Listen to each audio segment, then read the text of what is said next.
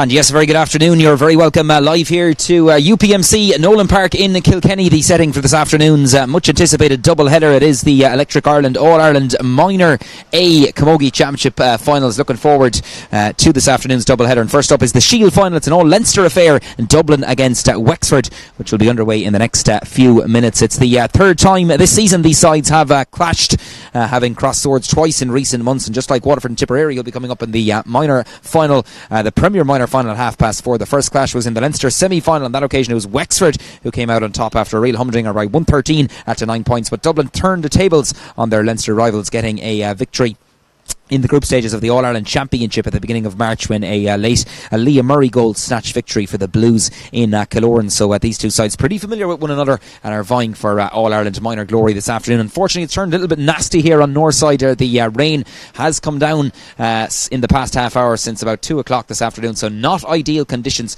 for these two sides who are just going through their final few moments there. The words of encouragement and girls getting the final few pucks in and almost ready to go here. Wexford gathered in a huddle there away to our right. Referee is from County Galway this afternoon. That's Carl Collins. But we'll go straight into the team lineup, starting with Dublin, who are managed by Ambrose Curry. They line out with Mia Farrell of Lucan Sarsfields between the posts. Full backline of Aoife Keane, Shiona O'Ryan and Ellie Caffrey wears the number 4 jersey from the famous Nave St Jude's club. It's Ava O'Shea and Marie Durkin captains the side at 6, alongside Emma Maher making up a pretty formidable half back line. It's Eve Penny and Ava Gannon who partner each other. Ilorna Porca. Half forward line of Emer Keogh at 10. Leah Murray at 11, who got a crucial goal, of course, the last time Dublin bet Wexford from St Jude's. And Ella O'Connell at number 12. And the inside trio for the Dubs this afternoon: Beth Maguire wears 13. Emma Moran from Ballyboden St Enda's at the edge of the square. And Gemma Connolly wears the number 15. So both sides going as per programme, which is welcome news to us all here in the commentary box as well in UPMC Nolan Park. Wexford then in their familiar purple and gold, the famed purple and gold. Jane Duggan of Glyn Barntown lines out between the posts. Full backline of Emma O'Leary. Leah Maddock is joint captain at number 3 alongside Kate Flood. It's Roisin McGonigal, Erin O'Brien at 6 and Roisin Egan in the half back line. It's Layla Stafford and Orla O'Rourke, Glyn Barntown and Kilrush teaming up at midfield. Half forward line of Katie Bulger. Robin Kinsella, keep an eye on the Buffers Alley player at number 11. She's going to take a bit of watching alongside Lucia Goggins at 12. And the inside line for the Slaney-siders this afternoon: Karen Hayden is joint captain. Shauna McSweeney from Kilrush at the edge of the square. And Abby Doyle from Davidstown. Kurt Nicuddy wears the number 15 jersey. So final few words there from both sets of managers. See Ambrose Curry just directly underneath us having the final few words with his Dublin troops, and likewise Willie Hayden, the Wexford Bonishtor, giving the final few words of encouragement. So almost ready to go. The hoods are up, the umbrellas are out on the far side. Unfortunately, the weather just turning a little bit nasty there in the past while, but we're really looking forward to this double header here, coming to you live as mentioned from UPMC Nolan Park in Kilkenny. Pitch in really good order, and we're live here on the official YouTube Camogie channel. So wherever you're tuned in this afternoon, we do hope you enjoy our coverage. And coming up then at 4:30, of course, we have the Premier Minor final between Waterford and Tipperary, a Munster derby coming up at half past 4. But we're focused on the Minor A Shield final now, and it's a big opportunity for Dublin and Wexford to gain a piece of silverware and end 2024 on a good note. So as I mentioned there, the match officials ready in the centre of the field. It's Carl Collins from Galway who's the match referee. He's the man in the middle. Standby referees from County Meath, that's Bernard Heaney. Cullum O'McCoy os County Kirkig is the linesman, and the fourth official is the vastly experienced Ray Kelly from Kildare. So the officials are ready to go. Wexford coming over there to their management team just for a final few words of inspiration. Wexford legend Adrian Finlan, part of the backroom team. He's the trainer with the Wexford Camogie team. He was a good hurler back in the day. Now doing his bit with the Wexford Camogie team. See him down underneath us.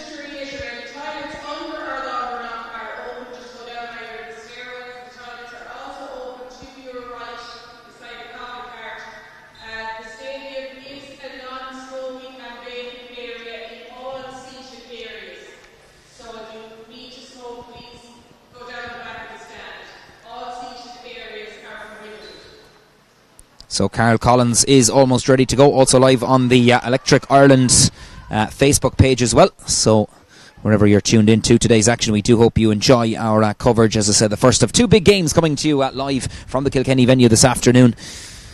And it's Dublin against Wexford in the Minor A Shield final. Both sides overcoming testing semi-finals last weekend. Incidentally, both sides scoring 3 goals in their semi-finals last weekend even. Dublin getting the better of Limerick. A classic semi-final by 3-15 to 2-15, while Derry, they were defeated by Wexford by 3-9 to 1-11 in their semi-final last weekend. So both sides here in merit. A quick turnaround, of course, at the semi-finals last weekend and the finals today. So no such time for resting on the laurels. I'm sure it was more recovery and mental preparation during the week. So here we are, and we're ready to go here on Northside exactly on 2:30 this Saturday afternoon. It's turned into a pretty miserable one weather-wise, but we're hoping for a good game of camogie, and both sides seeking that All-Ireland's Minor A Shield title. So Carl Collins has the ball in hand. The supporters have gathered in as well, as a sea of navy and blue, and the famed purple and gold of Wexford have gathered here, and we're underway here in the Minor A Shield final, coming to you live from Kilkenny. Straight away Wexford gain possession. It's an early possession for the Slaney-siders. Route 1 ball inside, clash of the ash in evidence straight away there. Ella Caffrey trying to get it out for Dublin, could fall for Wexford. Early opportunity here for Katie Bulger. She's going goalwards, left hand tries side inside, could drop inside. Keeper is off for goal, and that's good goalkeeping there by Mia Farrell, the player from Lucan Sarsfields, as she gets the clearance out only as far as where there are 2 Wexford players, but Dublin are battling hard. Good to see the ground hurling there. Clash of the ash once again. Wexford trying to prod it forward. It's there with Karen Hayden, the giant captain, the player from Glyn Barntown. Ball breaks outside. Snapshot from Katie Bulger goes across the face of the goal and wide. The opening shot of the game after 35 seconds from Katie Bulger there, the Ballygarrett Rails Namara player. She certainly has that in her locker, but just went across the face of the goal, outside and wide. We await the opening score. Dropping ball from the keeper, Mia Farrell. Breaks to the aforementioned Bulger again, trying to kick the ball forward there, battling hard with Emma Marr, the Nave St Jude's player. St Jude's well represented on this Dublin team this afternoon. Good use of the hand pass. Ball hit forward again, looking at blocking the tenacious, battling straight away. Where would you get it? Well, it's All-Ireland final day. These girls are really up for the occasion as well. If you're not up for a day like today, they say there'd be something wrong with you as a player. So both these players already, both sets of teams even giving it everything. Wexford have possession, trying to drive out with the ball there. Hurley seemed to be pulled out of the hand there of Orla O'Rourke, but the referee is happy enough to wave play on. Battle for possession between Robin Kinsella and Anne-Marie Durkin, trying to stand tall there. The Dublin defence there, referee says, is a holding of the arm there.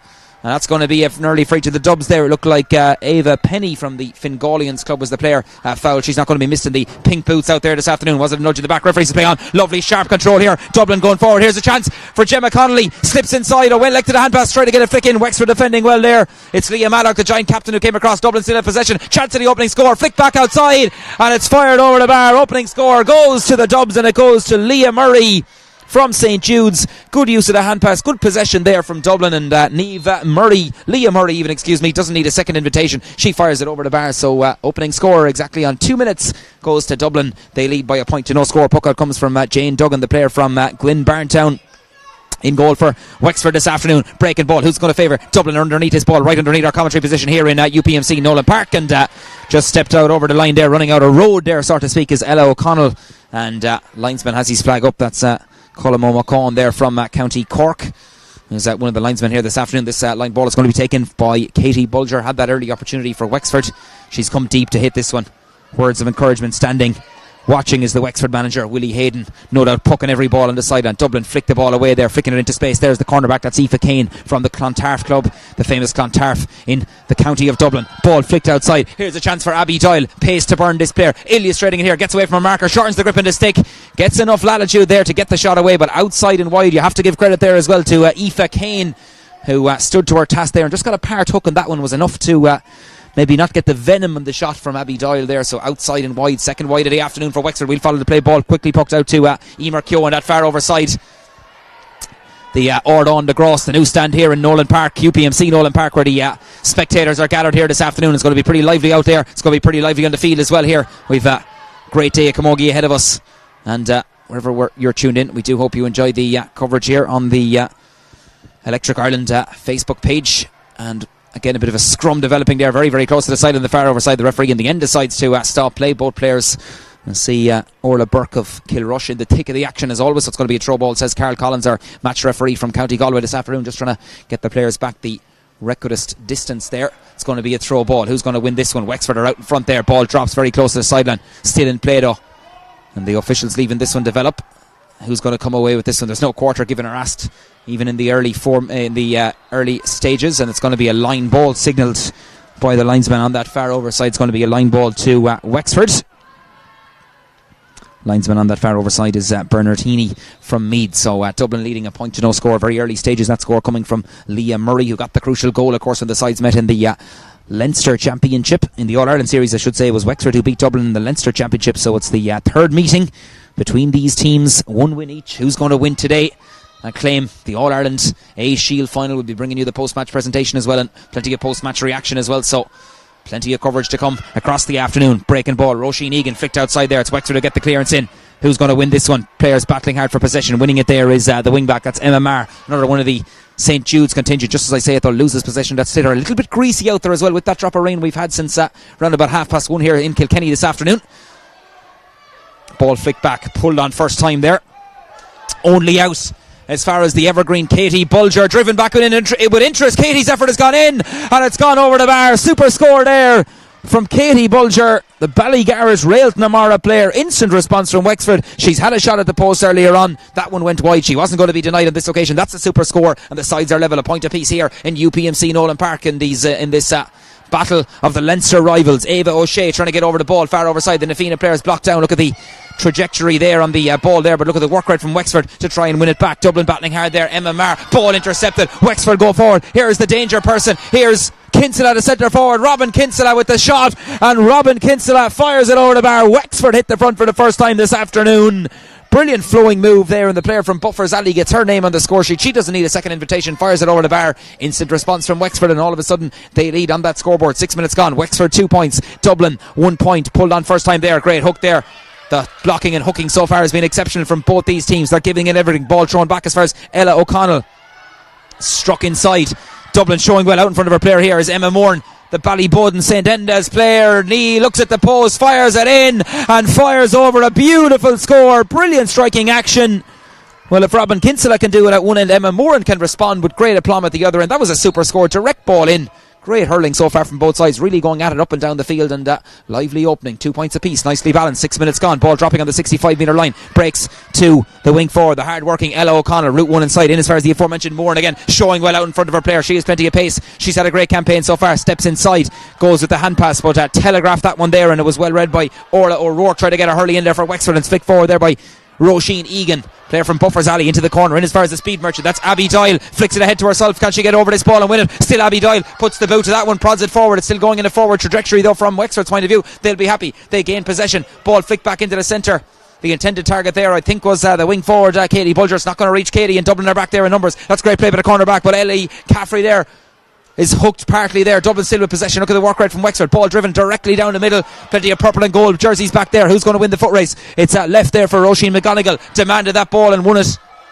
The wing back from the Tara Rocks club in the famed county of Wexford, and she strikes it forward. Lovely ball into the corner. Is it going to beat the player out over the end line? It is. Just too much pace on the ball there. On that occasion there, you could see the intended target was Shauna McSweeney, who's inside there and has plenty of pace, but just overcooked that one. Spilled off the surface there, which I have to say is in absolutely brilliant nick. Had a walk across it there earlier on, and it is in great nick. At the referee and the linesman has the flag up, but I think the referee is actually given a free. No advantage accruing there, says the match referee Carol Collins from County Galway, and it's going to be a free to Dublin. So 8 minutes on the clock, 2 points apiece here in this All-Ireland Minor A Shields Camogie final, coming to you live from UPMC Nolan Park here in Kilkenny. The Minor A final is coming up at 4:30. Waterford and Tipperary, an all-Munster clash. They've met 2 times already in the championship, 1 win each, so that'll be a big one.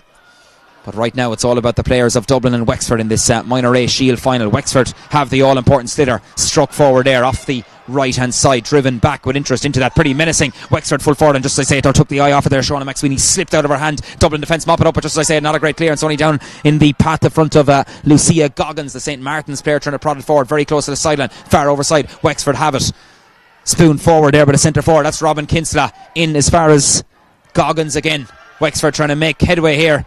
Referee says play on, and the ball drops down to the ground there. Dublin are back there in numbers. That's good defending there by the Dubs. Ball prodded forward, flick forward, nice little flick there, but Wexford back there with numbers on the 65, driven back in, part blocking that one, and Dublin have a chance to hoover up possession there. No better player to do so than the centre back. That's Anne-Marie Durkin. She's the team captain from St. Jude's. She's a real leader, but her clearance is not a great one. Mopped up there again by Wexford. Short ball there, but it's intercepted there. Dublin have chance to get over the ball, but it falls to Wexford once again. Runner off the shoulder. This time it's Dublin who are reading the situation well. Here's an opportunity for the centre back. That's Anne-Marie Durkin, the captain, to launch one forward into that pretty pacey inside line. Showing well for this ball here is Gemma Connolly. Sprays it across here as far as her opposite corner forward. Here's a chance for Dublin. 45 metres out from goal. Effort comes in. It's going to hang in the air. It's going to be gathered inside. Great goalkeeping there by Jane Duggan. Watched it all the way. Jane is in a bit of bother. Hand passes it out there. Again, good relieving clearance there by Leah Maddock. Not a great clearance on that one, but it could reach her centre back, and Dublin doing the work off the ball as well. Ball drilled down the line. Intended target there seemed to be Katie Bulger, but bypasses Katie. Picked up inside now by Karen Hayden. She's the joint captain from Oilgate Kilbrine. Breaking ball there in the centre of the field. Again, the clash of the ash. Both teams trying to keep the ball moving along the ground as well, which is a good thing to see here in UPMC Nolan Park this afternoon. Ball picked up by Robin Kinsella. She's got a point so far. This time drives it into the inside line. Dublin battling hard there. Wexford have a body there, and one of those is Abby Doyle trying to go forward there. Dublin though have possession, and they work the ball out, somehow gathering that ball there as the full back, brilliantly gathered by Shona O'Ryan. Don't know how she got it in her hand, but Shona did that one well. Oh, two Wexford players there colliding there, and there's a bit of a Dublin player I think went into block. Then there was a follow through there, so I think that we are going to have a few moments of reflection here, and two Wexford players there. One of those was Erin O'Brien, I think the centre back from St. Bridget's Blackwater there, just ran into her own player, and no malice in it or anything like that, and I think there was a follow through there, and one of the Dublin players who just went into for an intended block there, so a stoppage in play wisely there from the match referee from County Galway, Carl Collins, this afternoon. So nicely balanced inside the opening 11 minutes, which have really flown by. 2 points apiece. Leah Murray and Emma Moore on target for Dublin, and Wexford hitting back through Katie Bulger and indeed Robin Kinsella. So as I said, third meeting of the season between these sides. They know each other pretty well. See Ray Kelly, the fourth official underneath us, just in conversation there with the Wexford manager Willie Hayden, Adrian Fenlon, Alan Stafford, Mick Kelly and John O'Leary, of course, making up the Wexford backroom team. And there's a bib after being dropped out there, I think in the centre of the field as well, just picked up by the linesman. So just due care being given here to the respective players there that are down on that far over side. The crowd, as you can see, gathered in the stand there, the Ardán de Gros on that far over side, taking in today's action and enjoying it. Plenty of colour and plenty of noise on the way in as well, and there was a Celtic Challenge game under 17 hurling played beforehand as well, so plenty of hurling here in UPMC Nolan Park this afternoon. The Dublin management team, a few words of encouragement there from Ambrose Curry, who's backed in on the sideline by Fintan O'Hanlon, John Bergen and Chloe Rochford, who's the female liaison officer. So again, just a little bit of concern there to the Wexford player, who imagine him be quite shaken with that one. Not seeing any signs of possibly a substitute getting warmed up directly underneath us, where the management teams are located here in UPMC Nolan Park this afternoon. But it's one of the Wexford players is still in bother. I think it could be the centre back, Erin O'Brien, who certainly felt the full effects of that one. So it looks like it will be a line ball on the far over side, as we hit the 12-minute mark in the opening half. Players just getting an opportunity to get some water on board. Thankfully the rain's starting to ease somewhat, but there is still a little bit of light rain out there, which certainly makes the surface a little bit greasy, but some will say then the pitches maybe could be looking for a drop of rain given the good week we had. But it's good to be back, and these two teams certainly keen to end their season with an All-Ireland title. Dublin, of course, and Wexford, they met in round 1 of the Leinster Championship.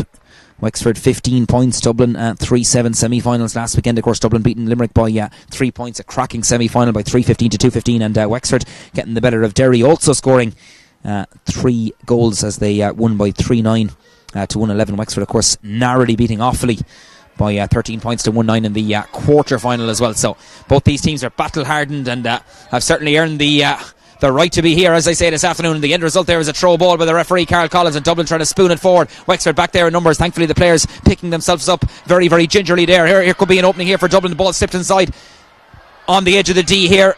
Can they get the shot away? Shot comes in. Is it going to carry? Has it the legs? Ball batted inside. Ooh, the keeper was out there to it very sharply. It's gone off the keeper, Jane Duggan there, the Wexford custodian, and gone out for the game's first 45, because Dublin were lurking in there as well.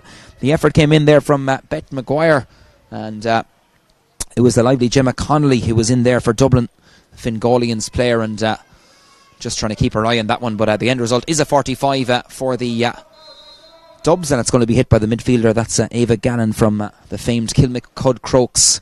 Dublin have made the journey down here. Plenty of support from Dublin here in UPMC Nolan Park this afternoon. This to restore the lead for the Dubliners, and this one has gone outside and wide. Missed opportunity for Ava Gannon there. Just pulled it a little bit to the right. By her own standards, will probably be a little bit disappointed with that one, but still plenty of time to go as we hit the quarter hour mark here of the opening half here in UPMC Nolan Park. 2 points apiece between Dublin and Wexford in the All-Ireland Minor A Camogie Championship Shield final. Battle for possession again. There's been a lot of these rucks so far in the game. Linesman has the flag up, and this time it's going to be a line ball to Wexford. And it looks like the centre half forward, looks like Robin Kinsella is going to come back to take this one. Of course, she got Wexford's second score, which put them in front momentarily, 2 points to 1 before Dublin immediately responded through Emma Moran. So chance for Wexford to launch another attack. This one not a clean enough connection, but it's attacked there well by Emma Marr, the wing back from St Jude's. Ball flick forward, now an opening here for Katie Bulger. Bulger's effort, massive one inside, could go all the way, keeper that's now put in, chance, goal! Goal for Wexford. It was batted down by the keeper Mia Farrell, a long delivery inside, but it was prodded into the net superbly by Shauna McSweeney of Kilrush. Ball batted down, and the one player you want to follow it in is the Kilrush player McSweeney. Didn't need to pick it up along the ground. First time strike, billows the net there. Opening goal of the afternoon here in UPMC Nolan Park. It could be a big one. It goes to Wexford, and McSweeney was the player who got it into the net there. First time ball inside there. Route one batted down by the keeper. Quickest to react to it there, Shauna McSweeney, alert, lurking and finishing with aplomb there. The opening goal of the All-Ireland Minor A Shield final. That could be a big one come the end of the 60 minutes here in UPMC Nolan Park this afternoon. What's Dublin's response? They have a line ball on the far overside. They go back with it. Oh, player just slipping to the ground there. That was the cornerback, unfortunate there. Aoife Kane just losing her footing there. And that rain as well, you wonder, has probably an impact on the surface here. That shower we had there since around about nearly lunchtime, since 1 o'clock this afternoon here, and may have an impact here on the surface. And that's gone out for another line ball there. Combination there of Aoife Kane and Ava O'Shea over there, and it's going to be another chance, round 2 almost, for Robin Kinsella. She's going to take this one. Can she get underneath and get a clean enough connection with this? It's a decent enough connection. Reaches.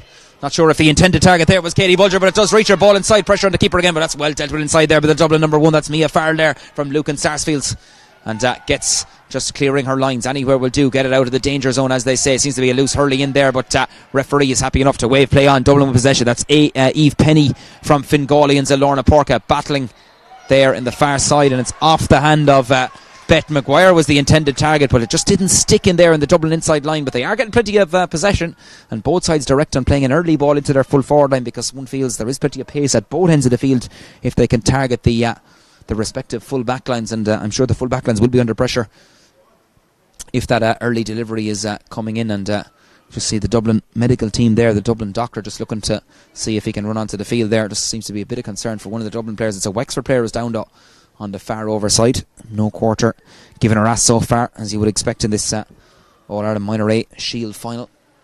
And that could look like a bit of a blow there, because it's the Wexford midfielder. Looks like Layla Stafford is in a bit of bother. She's definitely been asked to go off, and it looks like there's an early substitution there for Wexford. Yeah, the Wexford substitutes are just located directly away to our left here in our commentary position here in UPMC Nolan Park, and it looks like the number 22 is Mary Byrne from the Ferns St Aidan's Club, the Halo Tile Centre of Excellence, of course, in Ferns base for the primary base, of course, for Wexford GA and Wexford Camogie. So it looks like the Ferns St Aidan's player could be an early substitution here. It looks like a 4 substitution really for Wexford. In fact, it is the number 20 Jane Murphy from Glen Barntown who's going to enter the fray, and the Wexford player coming off is Layla Stafford, who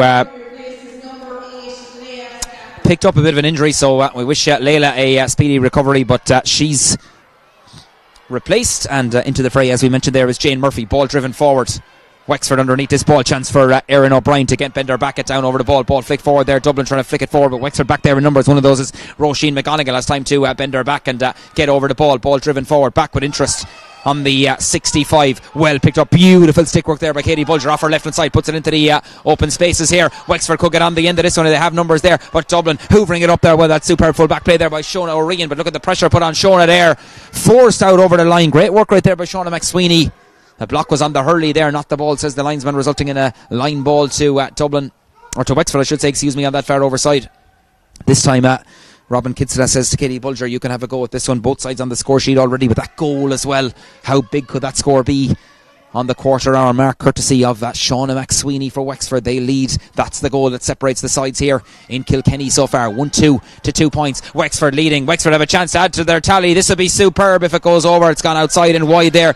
Lovely engineering there, lovely move there, patience in the build up from Wexford, but just outside and wide. Dublin get on with it quickly. Ball dropping out here as far as the half forward line. Chance for Emer Keogh to get over the ball. That's good play by Emer. Gets over the ball. Good play by the St. Jude's player. Ball drops down. Wexford win it back. Superbly taken there. That's Lucia Goggins. Referee, in fairness, leaving the players go at it as well, leaving the play develop so far this afternoon, which is certainly making it a very enjoyable contest here. Who's going to win this one? Another ruck developing there. Both players trying to win possession for their respective sides. Who's coming away with it? Looks like Dublin momentarily they had it in their hand, but Wexford trying to prod the ball forward. Hurley's on the ground as well. Whatever way they get the ball out, Dublin pick it up though. It's still lively. Eva Penny on the ball, trying to bypass a couple of would-be purple and gold challenges, and she just puts on the afterburners and goes forward. Has the player ahead of her. Good use of the hand pass. Ball flick forward. Chance for Dublin here. Well tackled back there. Wexford got back there in numbers though. It's great work there by Lucia Goggins, who's working phenomenally hard so far. You expect nothing different on All-Ireland final afternoon. Ball driven back. Ella O'Connell inside to that Dublin forward line inside. Flick forward there. Chance if Beth Maguire can get on the end of this one, and she prods it forward there, but doing the work right there. Great work by Kate Flood. Dublin have possession though, they pick it up. Barry down a goal, chance of a goal. Oh, across the face of the goal there. Emma Moran of Ballyboden St. Enda's had the opportunity, but just didn't get enough on it there. The Wexford back, so Leah Maddock just got a bit of a part hook on that one there. It was enough skimmed off the surface there, and I'm sure it was a pretty relieved look on the face of Jane Duggan in the Wexford goal, because it went across and wide. Puck out comes from Duggan, launches it forward. Dublin back there in numbers. Chance to get over the ball. That they do. Very, very close to the sideline. Good work right there, and doing the tackling there was Katie Bulger, but Dublin do get enough on that one, and it's gone out over the line there, and bit of frustration there from the number 15 to see Gemma Connolly, who just bangs the hurley there off the ground. Just feels like maybe the quality of the ball there would prefer a better supply into her, but have to credit the Wexford backline as well, who are watertight there, none more so than Emma O'Leary. And the Wexford number 2, the player from Glen Barntown, is going to hit this one for her side and going to launch it down the field. Wexford leading 1-2 to 2 points. That goal coming from Shauna McSweeney in the 16th minute. Ball put forward. Race here between Karen Hayden and Ella Caffrey, who's going to win this one. Falls to the Wexford centre forward. Here's Robin Kinsella. Ball flicked outside. This will be some score if it goes over. What a move! And what a score. Yes, it is. Eventually the umpire does go for the white flag. It's flashed over the bar there by Karen Hayden. First score of the afternoon for the Giant captain. I was thinking from up here in our bird's eye commentary position that one was over. The umpire just a little bit hesitant there, but eventually went for the white flag. Wexford lead by 4, 1-3 to 2 points, and they go this time they're trying to do the defending though, because Dublin are going forward, and the referee brings it back there. There was no advantage accruing there. A tug of the arm, says Carl Collins from Galway. So it's going to be a free and chance for Dublin to respond, just to try and maybe narrow that gap a little bit and break this Wexford momentum, because they have got 1-1 in the last 7 minutes, and that could be a big factor as well in this game. 65 metres out, it's going to be Eve Penny who's going to launch this one forward for Dublin. Emma Moran and Leah Maddock waiting patiently inside. It's actually going to be the other midfields. Ava Gannon from Kilmacud Crokes is going to hit this one. Gets a clean enough connection with it, but it's going to hang in there. Maguire battling inside, breaking ball. Who's it going to favour? It favours the Dublin centre forward. Here's Leah Murray, the St. Jude's player, going forward. Just stopped in her tracks there on the 21 metre line. Breaks from Maguire. Chance for Dublin, turning and twisting. Can she get enough latitude? Gets the strike in. Can she get a score? She can indeed. Beth Maguire from Nave Barrogue gets her opening score of this All-Ireland final, and that is what she's capable of. Won the ball well, spun around onto her right hand side and floated over. A very good score, textbook score by Dublin. Back to a 3-point game, 1-3 to 3. Scores at a premium so far, but both sides certainly giving it everything. 1-3 to 3. Ball batted down there by Ava O'Shea. Wexford have possession, flicked forward, trying to gain momentum there, trying to gain control of the sliotar. First of all is the hard working Karen Hayden, being marked there, and being marked very well and very tightly by Aoife Kane. No quarter, as we said, given by both sides. Who has possession? It's Dublin who have it, and there's a loose arm there, says the referee. A couple of those uncertainly consistent on that. Carol Collins this afternoon. The spare hand, I suppose, is a big thing now in the modern game of camogie and hurling, so the referee says no holding there, and I think Ray Kelly is going to have a word here with the referee, Carol Collins, something maybe that he may have seen. So, and I just think it was maybe something, a word of advice there from the Kildare official to the Galway Raytour. Ball driven down, direct straight line hurling here from Dublin in this instance. Have the possession back? Was it a chop? Referee's play on the ball was going legitimately, and Dublin go forward. Here's Leah Murray, direct ball inside. Dublin 2 against 1 if they can have the hand pass over here. Well picked up, swiftly picked up there by Emma Moore, and she's only one thing in her mind, she's going goalwards. Here's Emma Moore, and still going, can she get the shot away? Oh, swarmed there and smothered there by a combination of Wexford defenders there, including Emma O'Leary was there. That was a brilliant block there. 3 or 4 players got around it, didn't give away the free, and wins the ball back, and are about to win it back, or Wexford, and away they come. Spoon forward there by the midfielder, that's Orla O'Rourke. And just there, the intended target was Lucia Goggins. Just bypassed her there, and ball skims off the surface, goes over the line for a line ball for Dublin on that far overside where the dressing rooms are there. One end of the dressing rooms there, here in UPMC Nolan Park. Dublin have an advantage coming here. Here's Beth Maguire going forward. Can she make it count? Ball flicked across. Referee is going to come back for the free there on the far overside, just as Maguire again ran at the heart of the Wexford defence. She's certainly causing a bit of bother. Pace to burn, and really illustrated it there, and a chance for Dublin to narrow the gap as we hit almost the 26th minute mark. We probably will have a few minutes of injury time as well. A couple of stoppages in that opening half, and that injury as well to Layla Stafford. Let's hope that's not too serious for the Wexford midfielder, who looked in a bit of bother there as she came off. She's actually directly underneath us here in the substitute section. The other stand here directly underneath our commentary position seems to be holding the knee there with a bit of ice, so it's obviously fairly serious enough injury. So onto the field there came Jane Murphy for Wexford right now. A chance though for Dublin. We're watching Ava Gannon on that far overside. It's a difficult free for a right-handed free taker. Let's see how Gannon gets on. Can it be kept in play across the face of the goal and wide? Missed opportunity for Dublin.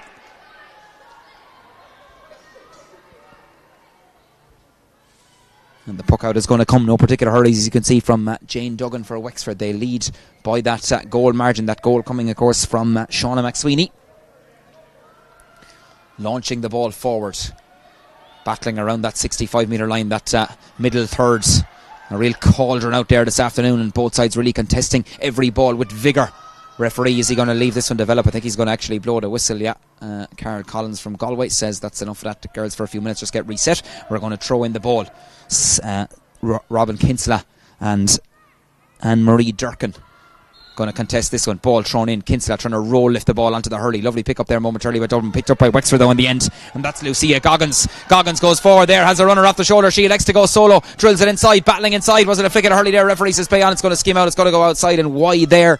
I'm sure that will relieve Shona O'Ryan there, the Dublin full back. And it's a puck out from Mia Farrell. Gets on with it very, very quickly. Breaking ball. Trying to be won there by the Dublin half forward. That is good work there by Emer Keogh. Gets down over the ball, trying to spin away from her marker. Still Keogh spoons it down the line. Chance for Dublin here. Good play by the midfielder. Ava Gannon has a player off the shoulder, passes inside. Good play here by Dublin. Chance for Gemma Connolly to get the ball in her stick, fix inside. Could work out. Chance for Dublin. Chance for the full forward. Must be a goal! Buried by Emma Moran. 1-1 for the full forward now from Ballyboden St Enda's. Connolly with the ball inside. Spotted Moran in space, only one thing in the back of her mind, and it's the second goal of the All-Ireland final. It's the first of the afternoon for Dublin and for Emma Moran. We're all square here in UPMC Nolan Park in Kilkenny. 28 minutes on the clock, 1-3 apiece. Lively game so far in this minor A Shield final. Look at the work right there by Dublin, and Emer Keogh, textbook block there on her opposite number 10. That's Katie Bulger there. The clash of the ash definitely in evidence in that one, directly underneath where we are here in our commentary position. So it's certainly come to life there in the past couple of minutes. 2 goals in the opening half, both incidentally coming from the number 14s at both ends. McSweeney at one end, Moran at the other end.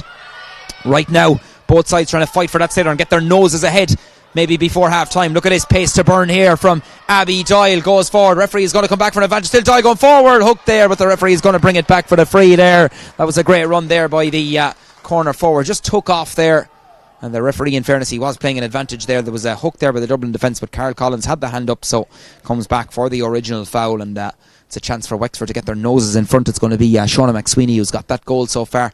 We'll hope to add to our tally now from this free as we hit the final minute of the opening half. We'll see the board go up from Ray Kelly very, very shortly as well as regards the added time here in the opening half.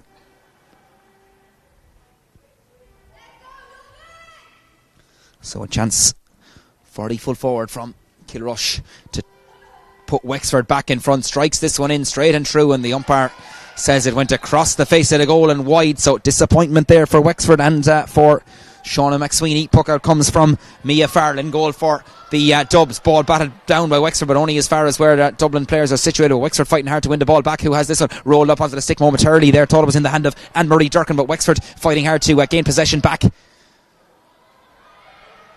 Another one of the almost like a scrum developing there. Who has it in their hand? Referee says play on. Dublin have it. Paul Spoon back there as far as Emma Marr. 4 minutes of additional time signalled by the match referee Carl Collins and indeed the fourth official Ray Kelly. So there was a couple of stoppages as hinted. 4 minutes of additional time at the end of this first half here in UPMC at Nolan Park in the All-Ireland Minor A Camogie final, live on the Electric Ireland Facebook page and on the official Camogie YouTube channel as well. Ball pulled out there, and there's a tug of the jersey there. The fibre of the jersey tested there on the Wexford centre back, Erin O'Brien by Gemma Connolly. No doubt about that. Free out to the Slaney Siders, and Ray Kelly just holding up that board there to indicate 4 minutes of additional time. Launching this one forward there is Leah Mallock, the giant captain, the full back for Wexford. Brilliantly taken into the hand, flicked off there. Brilliantly, superbly there, Katie Bulger. She got the pass there from Karen Hayden. Bulger's effort inside, this one could be dangerous. Dropping inside, keeper does well. No great pressure there, and coolness personified there by Mia Farrell in the goal for Dublin.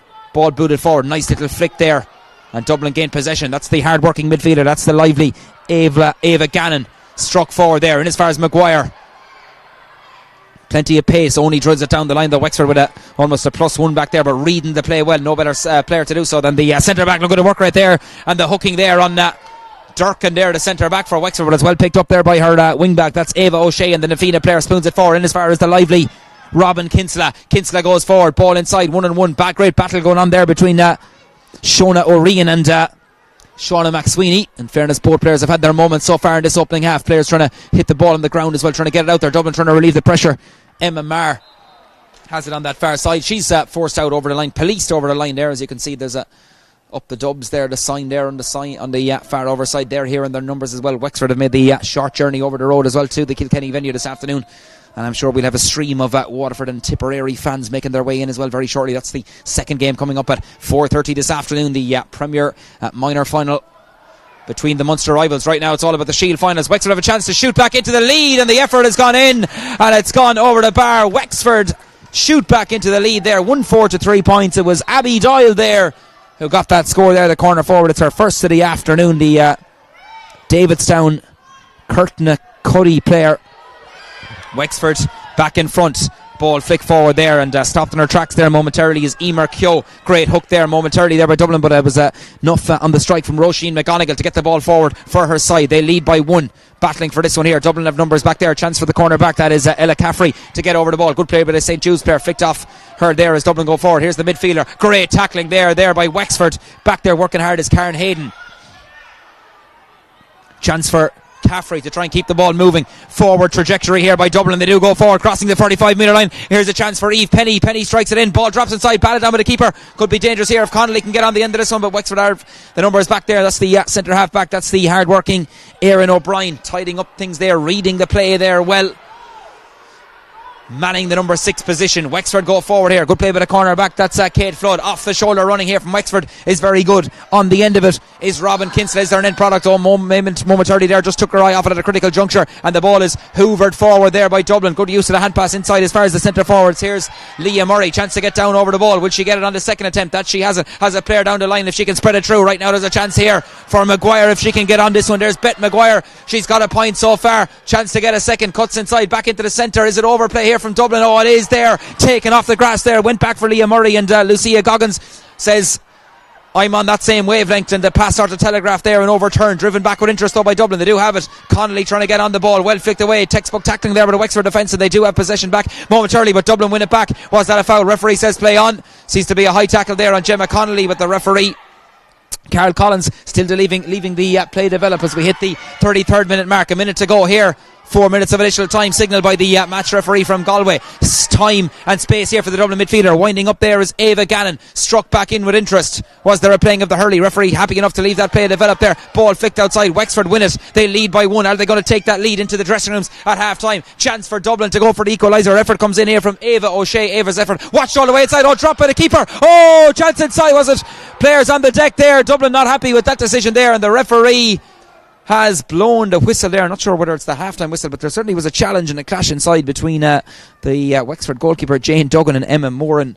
Certainly eyes on the ball there. Moran is down, and it's going to be, I think the referee had called, has he called for half-time? I think he actually has. The half-time whistle has gone, so that's where it is half-time. It's Wexford shading it at the break by 1-4 to 1-3. He did signal the half-time whistle, but there is concern inside for the Wexford goalkeeper Jane Duggan and Emma Moran. So the two full forwards with the 2 goals, Shauna McSweeney for Wexford, Emma Moran with 1-1 for Dublin. But that score from Abby Doyle has put Wexford ahead at half-time at the end of a very entertaining and really hard-working side.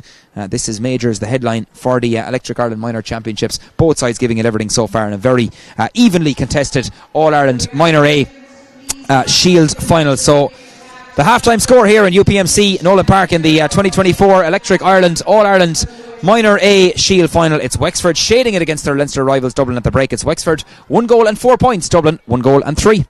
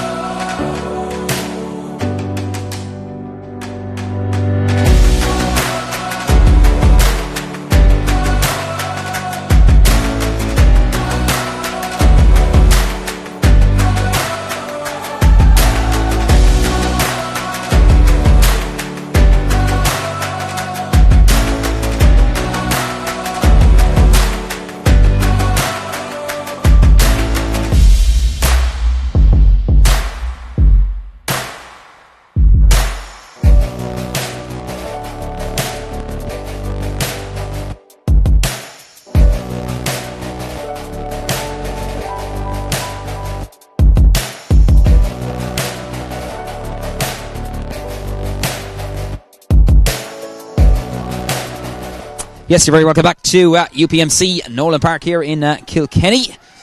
Live here on the Electric Ireland YouTube channel, of course, for this double header of the minor championship finals here this afternoon, and the second half is about to get underway. It's Wexford leading Dublin 1-4 to 1-3, and Carol Collins of Galway gets this second half underway. Early possession for Wexford straight away, and putting on the afterburners here is Lucia Goggins, right through the heart of the Dublin fence onto the edge of the D. Still Goggins going forward. Can she get room to get the shot away? Hand pass outside, chance here for Wexford, bearing down and goal. Must be an opportunity, flicked inside.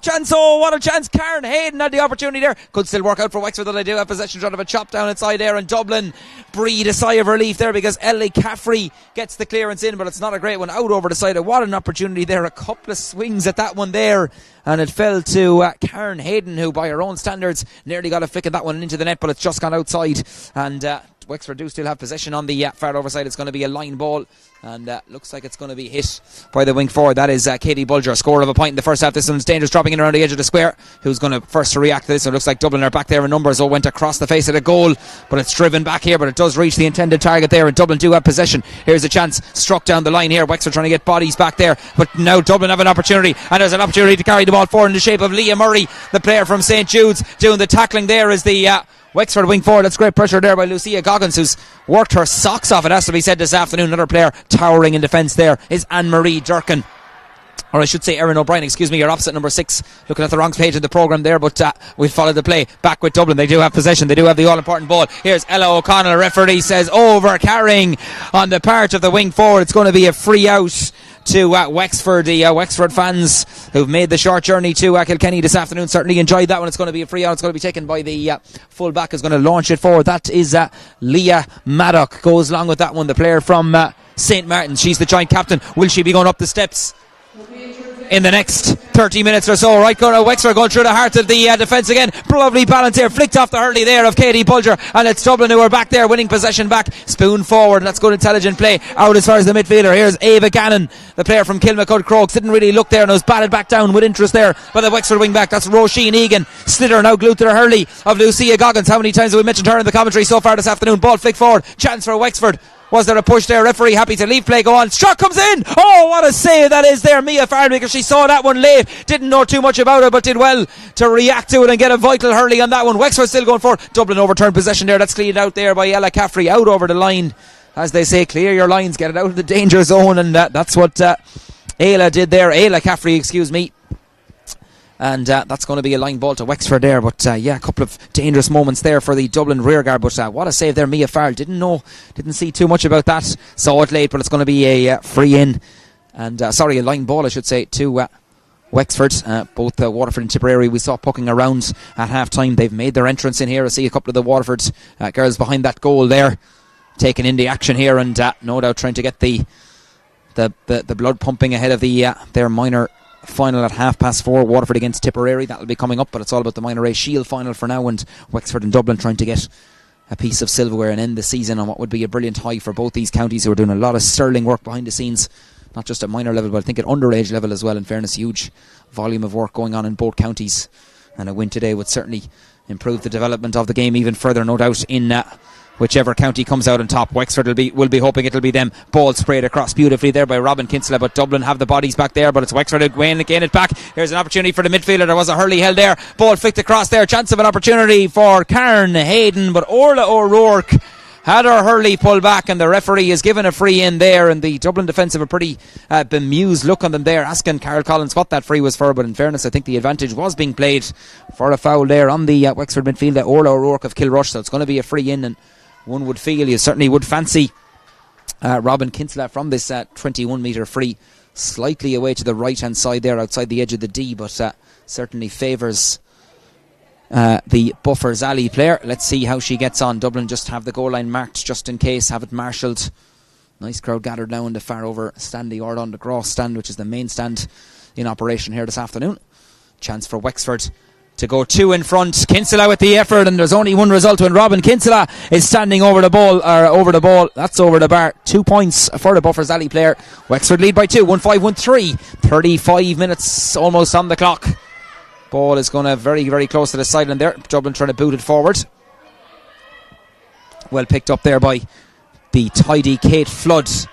Wexford with Kinsella trying to manoeuvre the ball forward. Pulls on it first time. Very, very close to the sideline. Is it going to remain in play? And the ball has gone out there. It's gone out off the Wexford player, says the linesman. So it's going to be a line ball to Dublin. The linesman there. The standby referee is Bernard Heaney from Meath.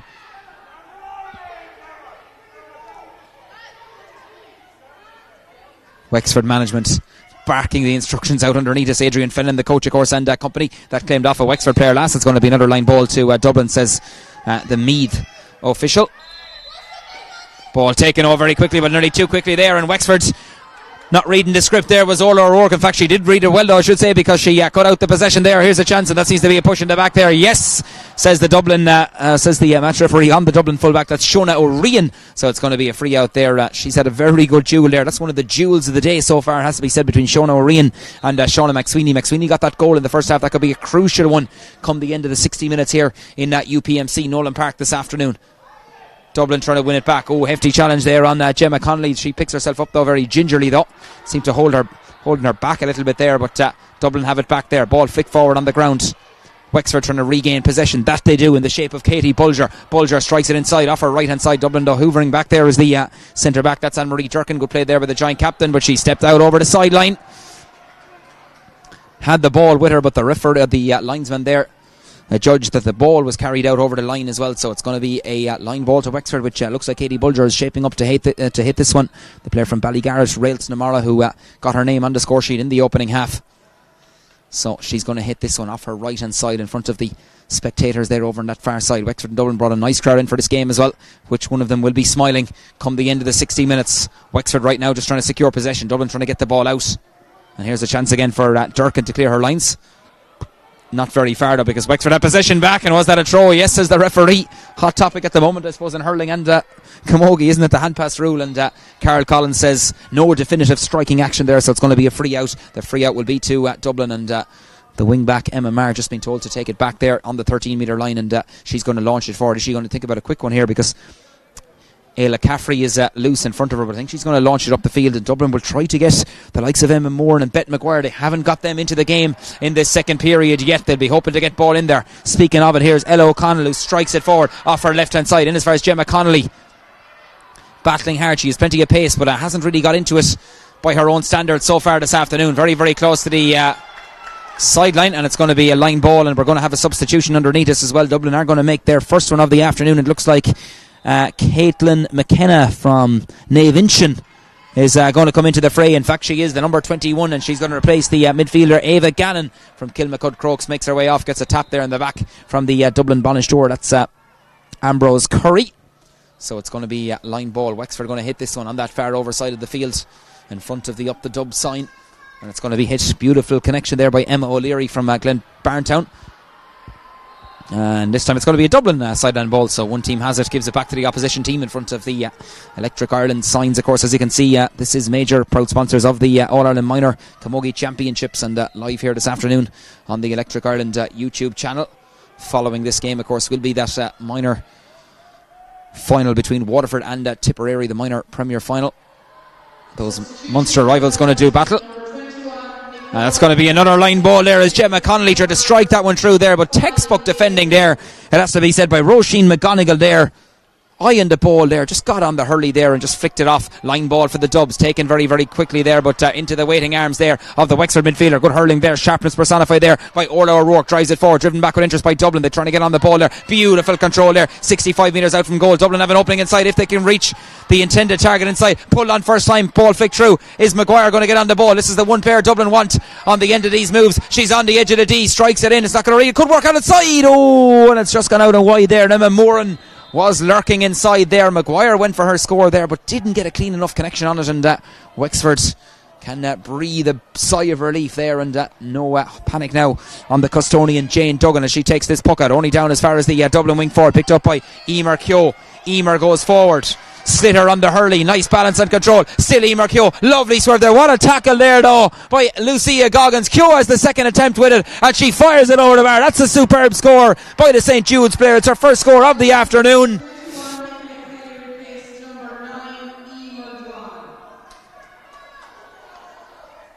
And It's going to be a great score. It was a great score there for Emer Keogh, and I'm sure was their confirmation of a different name there in that substitution. We'll try and bring you that one in due course, but we do know Caitlin McKenna is on the field for Dublin. We'll get back to the play. Here's the number 20 for Wexford. That's Jane Murphy. Spoon forward, battled back with interest Spice in the Dublin rearguard. Flick forward there, foot race here. Aoife Kane should be favoured to get this one, and the player from Clontarf bends her back, gets down over the ball. Can she get the clearance in? That she can. Off her right hand side, it's going to go out and out over the line.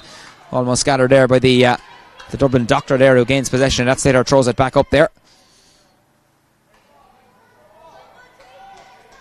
You can see the Dublin manager Ambrose Curry policing everything on the sideline, likewise doing his bit with his Wexford troops is Willie Hayden. Ball going to be hit this time, the line ball directly underneath our commentary position here from Roisin Egan from the famed Buffers Alley Club. Going to hit this one off her right hand side for Lochgorman. Doesn't make a clean enough connection with this one. Was it a chop? Referee says either way it's gone out anyway for a line ball. That line ball will be to Dublin. 41 minutes on the clock. Very, very tight and tense, as predicted, one would say, between these Leinster rivals this afternoon. Ball flick forward. Here's a chance for Maguire now to get on this one. Bet Maguire, the Nave Barrow player, going forward. Was she pulled? Referee says play on. Gets enough latitude. Gets the strike in and gets the ball over the bar. What a score from Maguire. It's the equaliser here in Nolan Park. Nave Barrows. Bet Maguire, her second point of this All-Ireland final. Beautiful striking action. She has that in her locker, of course, and she nails it over the bar. 1-5 apiece now here, and it's all square in this Electric Ireland All-Ireland minor final. I think it is 1-5 apiece anyway. Looking at the scoreboard, it hasn't changed yet. But yeah, certainly is level pegging here, and it's going to be a line ball. This time it's Wexford who do gain it back on that far over side of the field.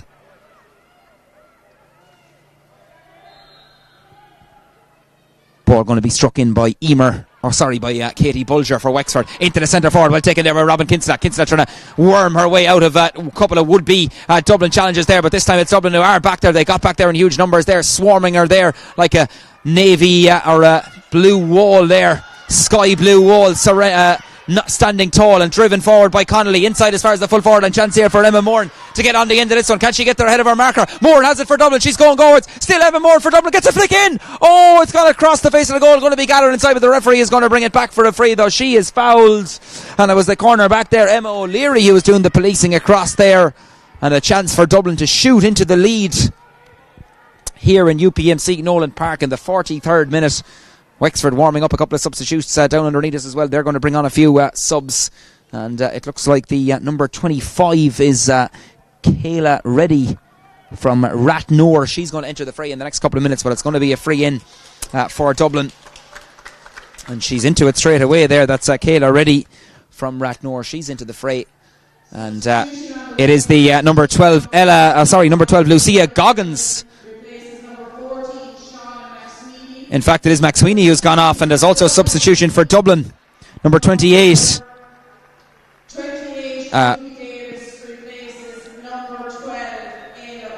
So Ella O'Connell gone off, and it's Ruby Davis from Kilmacud Crokes is into the fray. As right now we watch the Dublin player have an opportunity to try and put themselves back into the lead. Effort comes in. This should be bread and butter stuff. It's flicked over the bar. Superb score there, and Dublin hit the frontier. It's 1-6 to 1-5. That was a beautiful striking action there. The free was engineered by Emma Moore, and it was brilliantly scored there by the number 21, who's Caitlin McKenna from Nave Inchin into the fray. She's a good free taker there. Illustrated it there. I suppose it was a handy enough one to start 21 metres out, but on All-Ireland final day I suppose there's no such thing as a handy free. Dublin by 1.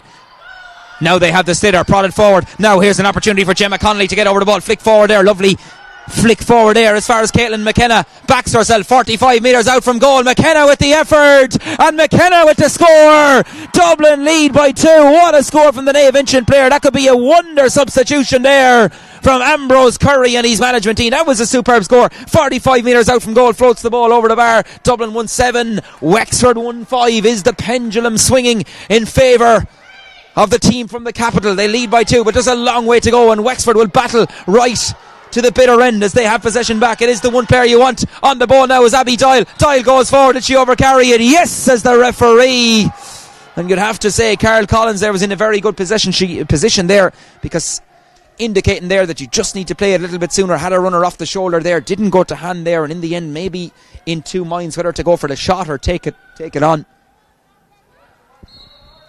In the end did neither, and it's going to be a free out for the Dubs. Ball hit forward by Mia Farrell, launching it up the field. Breaking ball. Who's it going to favour? Wexford back there in numbers. Dublin trying to prod it forward. They lead on that all-important scoreboard. Connolly trying to pick it up. Seemed to be a chop there. Referee happy enough to wave play on. Kick back there. Both sets of sides illustrating that there's they can use the boot, and a couple of good footballers possibly here as well, but it's all about the camogie this afternoon. If Dublin can roll this onto the stick, it could be dangerous. Chance for the Nave Inchin player again. That's the very lively Caitlin McKenna. Gone inside as Connolly inside. Could work out for Dublin here. Ball flicked across there. It's a legitimate challenge, says the referee. Flicked away there by Roisin Egan. Flicked into space now. Here's a chance for Connolly. She hasn't scored so far. This will be a good time to get it. Gemma Connolly's effort has gone in, and it's gone across the face of the goal. And wide, good chance there for the Fingalians player. But Wexford warming up, another substitution down underneath us as well. I'm sure both benches are going to become central here this afternoon as we tick into the final quarter here in that UPMC Nolan Park. We're live here on the Electric Ireland official YouTube channel, so wherever you're tuned in, we do hope you're enjoying today's action. Brilliant play there. Lucia Goggins has been absolutely exceptional for Wexford so far this afternoon. Ball into the centre. Was it a push in the back there on Robin Kinsella?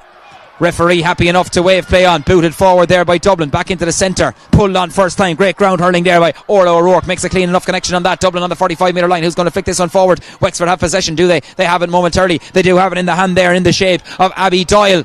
Spooned outside. Chance for Wexford. Effort comes in. I don't think it's going to make it. It's gone across there. It was Katie Bulger who had that snapshot there outside and wide. Dublin take the puck out. Oh, what a catch. What a piece of skill that is there from Emer Keogh. Snatched out of the air, went into the sky, the high skies here in Kilkenny, and plucked the sliotar out of the air. Seems to be a pull inside. Referee plays on. Here's Maguire. Chance for Dublin. Over the bar from Beth Maguire. It's her third point of this All-Ireland final. And the Nave Barrow player certainly in the player of the match category this afternoon, because that's her third, and Dublin all of a sudden lead by 3, 1-8 to 1-5. And we're in the 47th minute. That clock is ticking the whole time, but there's a long way to go. Spoon forward there. Wexford trying to look for it inside. Trying to get the danger players on it. One of those is the aforementioned Abby Doyle. They have taken off Shauna McSweeney, of course, the goal scorer, but there's still plenty of panache and talent in that Wexford inside line. They are getting another substitute warmed up away to our left here. The subs underneath us as well. Pucking every ball on both ends here. Wexford and Dublin, as we said, they know each other so well. They've met 3 times in the Championship today, in the Leinster Series and in the All-Ireland Series. It's one win apiece. Who's going to win the big one here in the All-Ireland Minor A Shield final? Lucia Goggins goes forward.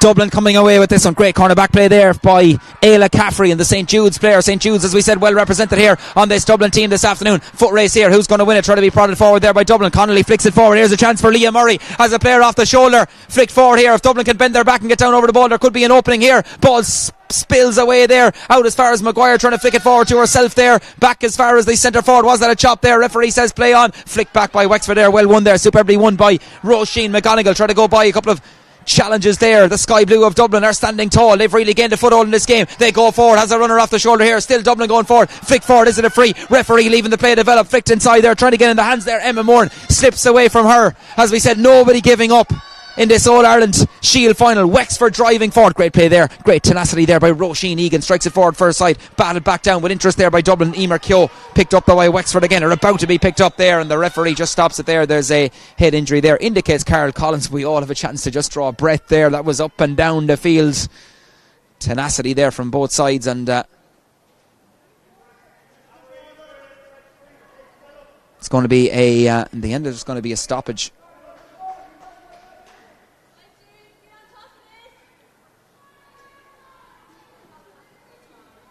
And see the Dublin manager as well pucking every ball underneath us. That's Ambrose Curry. Is he going to steer his side to All-Ireland glory this afternoon? Players getting into the final furlong now, into the final 10 minutes. That's the hard-working Eve Penny just getting an opportunity to get a drop of Ishka on board there. Might be chilly up here in the commentary positions. Far from chilly, I can tell you, down there in the field, as Dublin lead heading into the last 11 minutes of normal time, plus whatever Carl Collins, our referee from Galway, decides to add on. And it's going to be a free now, which is going to be taken by the Wexford wing back. That's Roisin Egan. off her right hand side, strikes it down, batted back down. Dublin have possession, trying to drive forward. Wexford back there with plenty of numbers as well. Possession absolutely crucial at this stage. Flick back again there by Egan. Wexford have possession. What a hook there, great work there by the substitute. That's Caitlin McKenna. She's got she's got 2 great points and plenty of action so far upon her introduction. Right now Wexford have possession, ball brought forward by Abby Doyle, batted back down there. Dublin have the bodies back there on the edge of the D. They win that all important sliotar back, and it's spoon forward there, but only down the throat of the Wexford defence, and it's about to be picked up. But Dublin trying to keep the ball forward, momentum going. They lead on that scoreboard, and right now they have picked up primary possession in the shape of Leah Murray. Drives it inside. Here's an opportunity for the full forward. Here's the danger player. Here's Emma Moran. Flicked off her there, and great defending there by Wexford. That's a push in the back there. Moran gives away the free there, and great defending there. It has to be said by the Wexford fullback. That's Leah Maddock, who was absolutely exceptional in that passage of play there. And the ball is driven forward by the Wexford number 3. That is the aforementioned Maddock. Picked up here by Lucia Goggins. Goggins has it for Wexford, turning and twisting off her right hand side, strikes it inside Dublin. Oh, just slipped through the grass there, the Dublin centre back, but Anne-Marie Durkin does well to achieve and relieve the situation. Blocked there, partly blocked. This one is going to stay in play. Chance for Wexford to pick up this one. Very, very close to the sideline, and I think the player stepped out over the line. That is the corner forward Abby Doyle. Just ran out a road there, being pushed out as well, it has to be said. And right now we have another substitution. This time it's to Wexford, and it's going to be Grace O'Connor of St. Martin's who's going to enter the fray. She's going to be wearing number 18, and it's the number 4 Kate Flood from Clabon who's going to make her way off. A tigerish corner back there, so Flood makes her way off, and Dublin are also making another substitution into the fray in the next couple of minutes. Is going to be the number 16 from Kilmacud Crokes. That's Aivla Garvey. She's going to make her way into the fray, but right now we'll follow the play. Driven back with interest by Orla O'Rourke. Wexford, a goal would equalise proceeding or tie up proceedings here in UPMC Nolan Park. Dublin trying to get further ahead. Right now we're watching the beautiful balance of Emer Keogh as she goes forward. Sliotar glued to the hurley, crosses the 65 metre line. Beautiful ball into the corner. Here's Maguire. She's a match winner on her own right. Maguire's effort goes in, and Maguire's effort has gone over the bar. What a score by Bet Maguire. It's her 4th point of the All-Ireland final. They've all come from play as well. What a player, and Dublin are making another substitution. It is the number 14 Emma Moore who makes her way off. She's got 1-1 in the All-Ireland final. Not a bad afternoon's work from the full forward from Ballyboden St. Entas. And Aivla Garvey is the player who makes her way on. So Aivla Garvey on, off goes Emma Moore. Good productive afternoon by the full forward, and Dublin lead by 4, 1-9 to 1-5.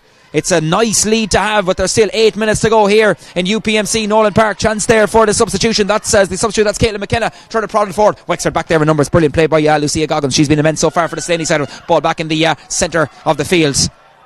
Referee says that's a legitimate tackle. Won back by Orla O'Rourke with interest. Brilliant feeling inside. Flicked off. Chance for Wexford here if they can get primary possession. They have in the shape of Bulger. Chance for the substitute. Ever comes in. Back in the net for Wexford. What a goal.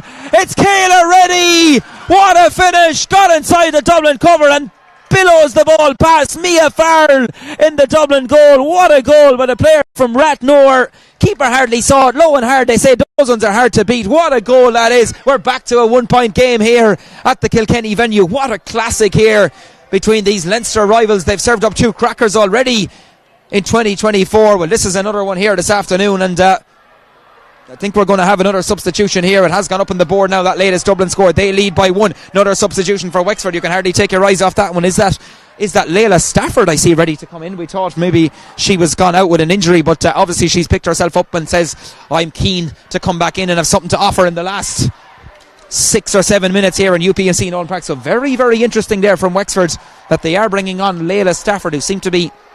She did pick up that knock in the opening half, but she's actually after coming back into the fray now. So Layla Stafford from Glenbarntown is back on. It's Robin Kinsella, player who chipped in with 2 points on the 40 from Buffers Alley. She's the player making way. So interesting there, and brave call. It has to be said by Willie Hayden and his management team, but that's the way it is, and we'll follow the play. Dublin have possession, are about to gain it here as Maguire in the corner. Doesn't get this one in her hand though. She's still fighting hard for it. Who's going to win this one? Was it off the ground? Yes, says the referee. Carl Collins was sharp there. A bit of cuteness there. Worth a try maybe from Bet Maguire's point of view, but it didn't come off.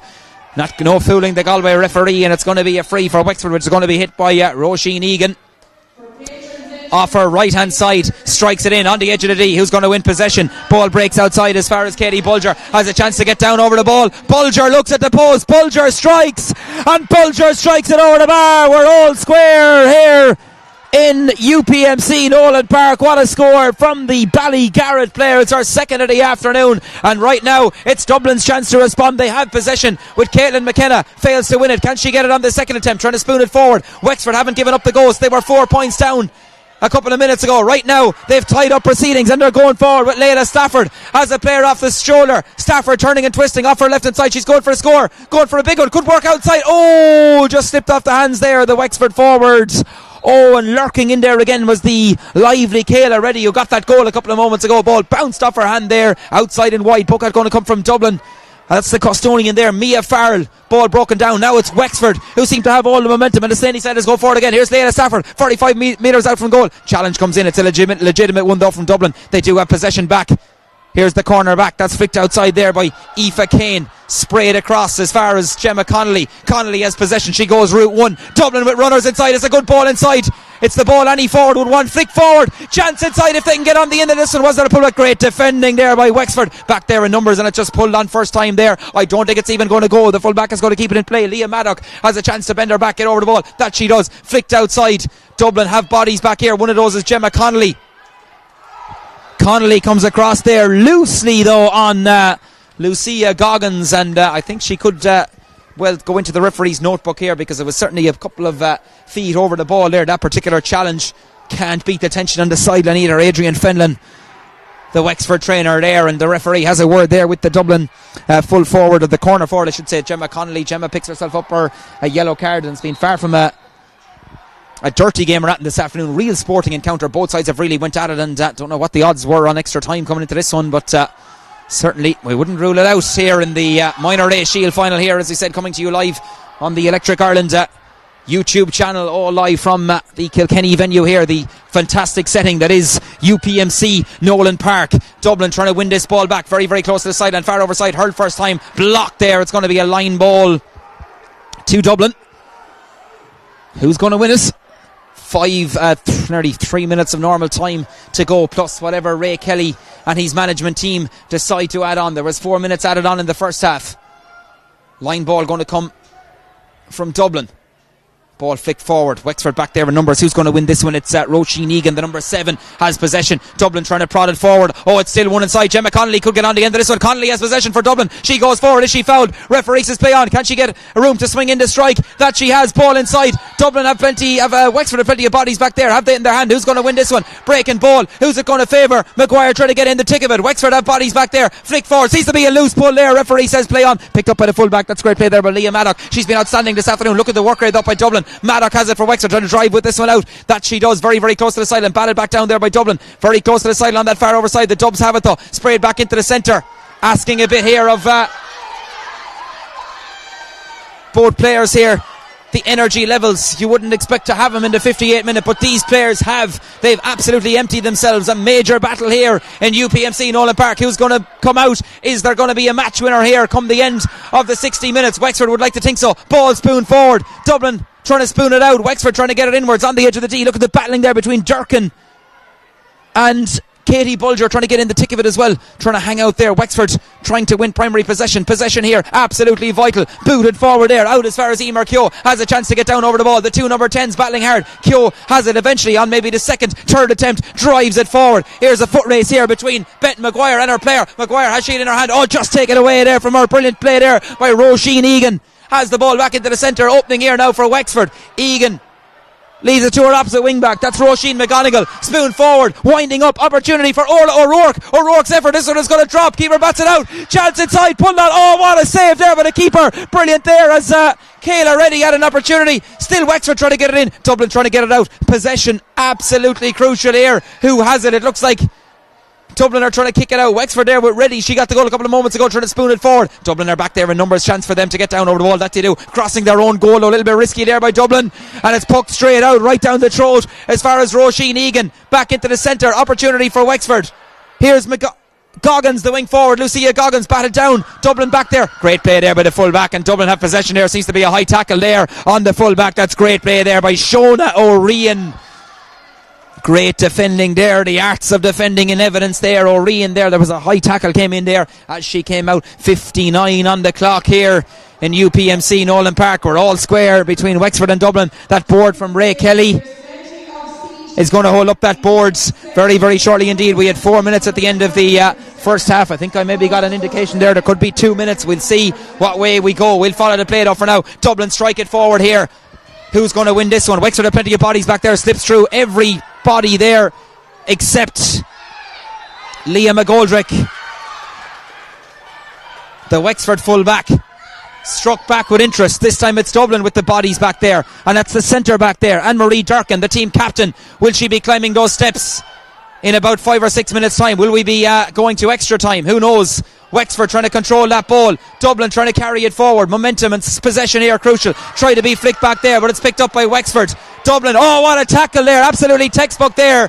As Wexford went forward, Dublin win possession back, and then they lose it in the shape of Emer Keogh. Now it's Wexford's turn to win it back. Here's the wing back. Hand pass inside. Opportunity for Layla Stafford. She came off injured in the first half. Now she's back to her best. Stafford with the effort. Hits it in. Oh, gathered inside. Well gathered. Watched all the way there by the Dublin keeper. Driven back with interest. Oh, just took her eye off it there.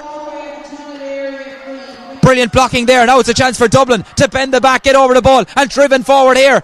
Ball inside, 3 against 3. Who's going to win it? Connolly with a chance to put up her hand. Prodded forward there by Wexford. Dublin have an opportunity. Here's an opportunity for the substitute. Here's Caitlin McKenna. McKenna with the effort. This will be massive. It's gone in and it's gone outside and wide. She went for the opportunity there. She had it. She certainly has that in her locker, but went to the right and wide. 2 minutes of additional time, I think, signalled there by the match officials. Are we going to get a winner?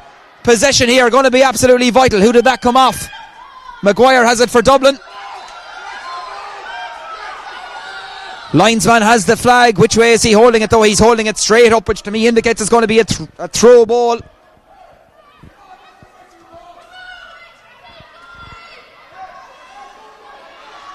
Carol Collins, whistle in the lips. To the lips even. 62 minutes gone. Wexford with possession. High tackle there. Referee says play on. You have the sliotar. Ball driven forward. Opportunity here. Foot race between Ayla Caffrey and Abby Doyle. Caffrey has it for Dublin. Ball spooned outside. Will there be one more opportunity? Wexford trying to pick it up. Here's Layla Stafford. 45 metres out from goal. Oh, what a block that is. Dublin have a chance to spoon this one out. Wexford trying to win it back. 62 minutes are up. Referee has a look at the watch. Dublin have possession. Here's the corner back, driven up the field there by Aoife Kane. Is there a match winner? Referee looks at the watch and blows the full-time whistle here in UPMC Nolan Park. It is all square in the Minor A Shield final. What a battle between Dublin and Wexford. Not too sure what we're doing, but both managers seem to be shaking hands. I think we could be possibly going to a replay.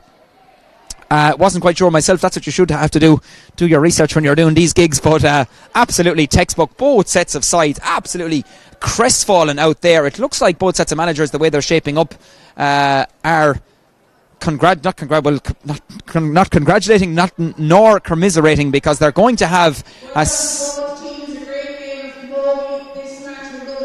so there you have it, confirmation. It's going to go to a replay. What a battle. We can all breathe a sigh of relief and get a cup of coffee or maybe a bar of chocolate before our next game. So we're not going to have any presentation today. We're going to come back for a replay, which is a credit to both sides. What a battle between Wexford and Dublin. Very quick recap. Unbelievable stuff from both sides. It was a 1 point game at half time. Wexford led 1-4 to 1-3. Emma Moran with 1-1 for Dublin. Beth Maguire was a contender as well for player of the match. If we're going to give a player of the match, you'd certainly have to say there's a few players in the reckoning there. For Beth Maguire was outstanding with 4 points for Dublin. 1-1 from Emma Moran. What about Lucia Goggins? She covered every blade of grass for Wexford, the number 12 this afternoon. Robin Kinsella and Katie Bulger chipping in with 2 points apiece. Abby Doyle with a point. Shauna McSweeney, of course, got their goal in the first half, but both sets of sides came good. The substitute Caitlin McKenna offered plenty as well upon her introduction for Dublin. She ended with 2 points, and Emma Moran with 1-1. Emer Keogh and Leah Murray also on target with a point apiece for Ambrose Curry's side. So it's honours even here between these great Leinster rivals. They met twice already this season, of course. It was Wexford with 1 win, Dublin with 1 win. No separating the sides here this afternoon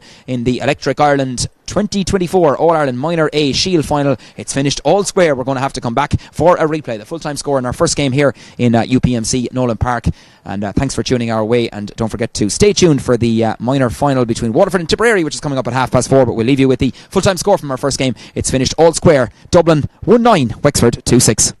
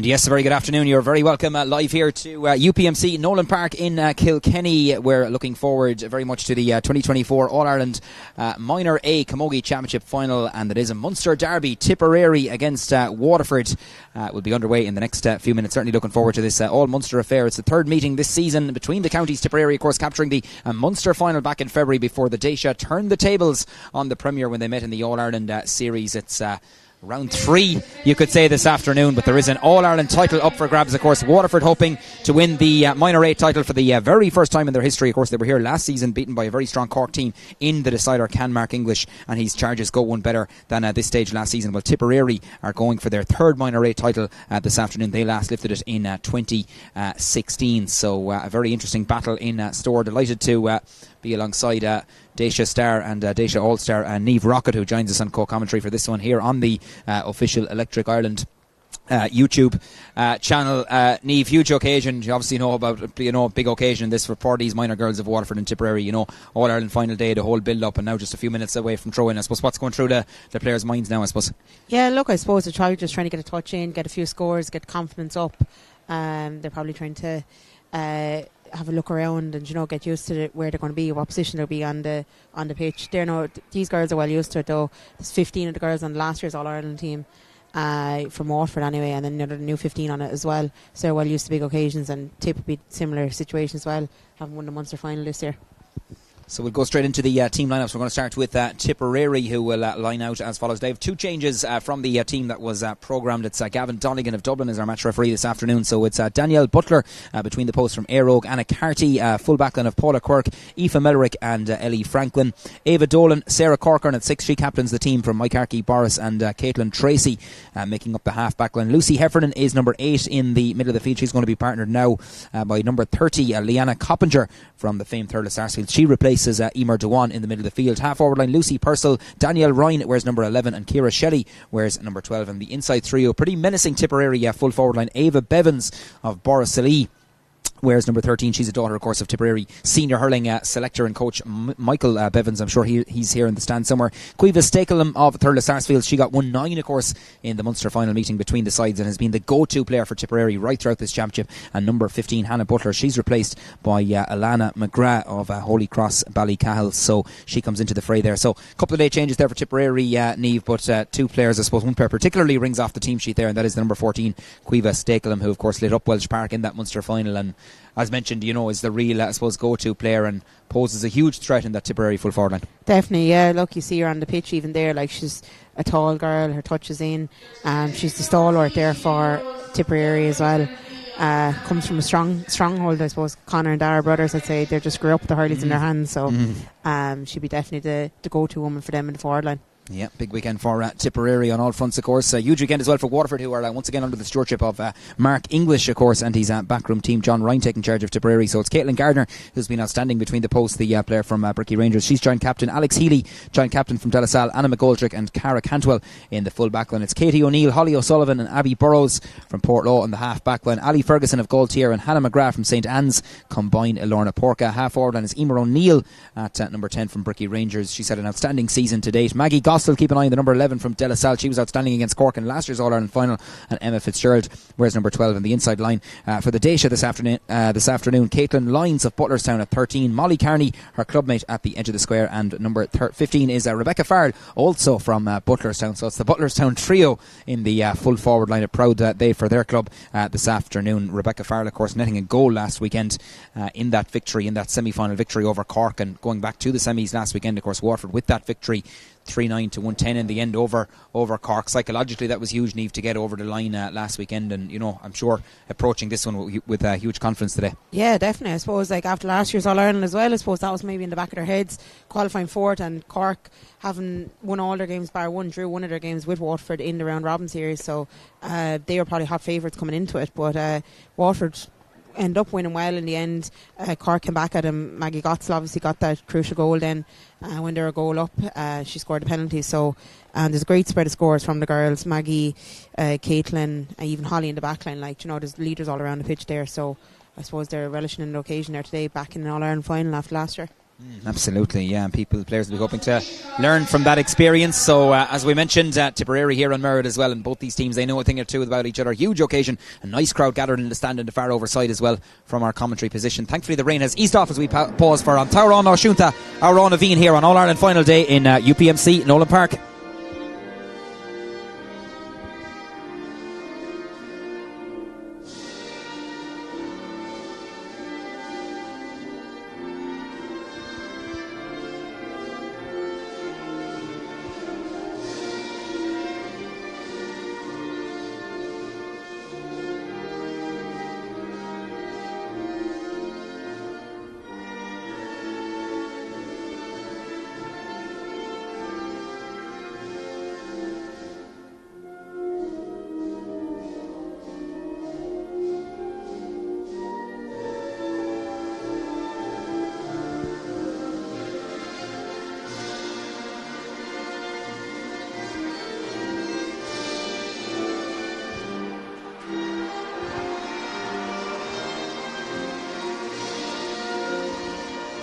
Yes, the talking is over. Great excitement and colour over in the far over side as well, and the blue and gold and the white and blue flags, they've made the journey up the M9 Waterford and Tipperary this afternoon. Final few words in their respective huddles there. How do you call it, Niamh Rocket?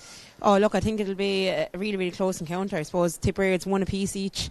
Tipperary win the Munster final, and then Waterford getting the upper hand on them there in the last meeting again, but you'd be hoping for a blue and white win and a blue and white victory here.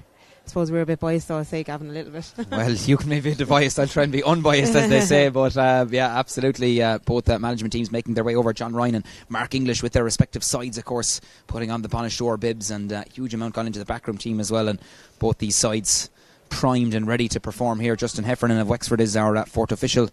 Down underneath us, as mentioned, it's Gavin Donegan of Dublin, vastly experienced referee, taking charge of this afternoon's game. Standby referee Liz Dempsey of Kilkenny, and Cahan Tracy os Cúnta Kirkig is the linesman here this afternoon. So all set and ready to go here in UPMC Nolan Park. The first game, just a reminder in case you didn't hear, it ended all square in the Minor A Shield final. Dublin and Wexford are going to have to meet again after they played out a really exciting draw, 2-6 up to 1-9. That game ended in a draw, so that goes to a replay understanding next weekend at a venue to be confirmed. But it's all about the minor Premier final now, and the Waterford substitutes making their way off. The talking is done and we're almost ready for action. As we mentioned, Gavin Donegan of Dublin is the match referee this afternoon and will be underway in the next few minutes. Two changes for Tipperary.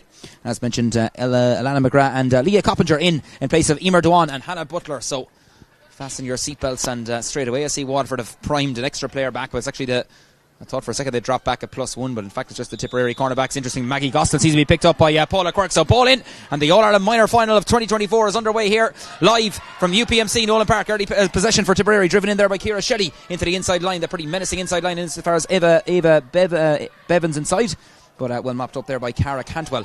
Waterford trying to get down over the ball, who has early possession here. Chance for the Dacia to gain possession. That they have in the shape of Abby Burrows. She's as tough as nails. Jimmy Burrows, of course, I'm sure the Fresh Food Courtyard in Dungarvan probably closed early today to allow the lads and the clan get up the road to at Nolan Park. Seems to be a pullback there, but the referee indicates that it's the Tipperary player that's doing the fouling there.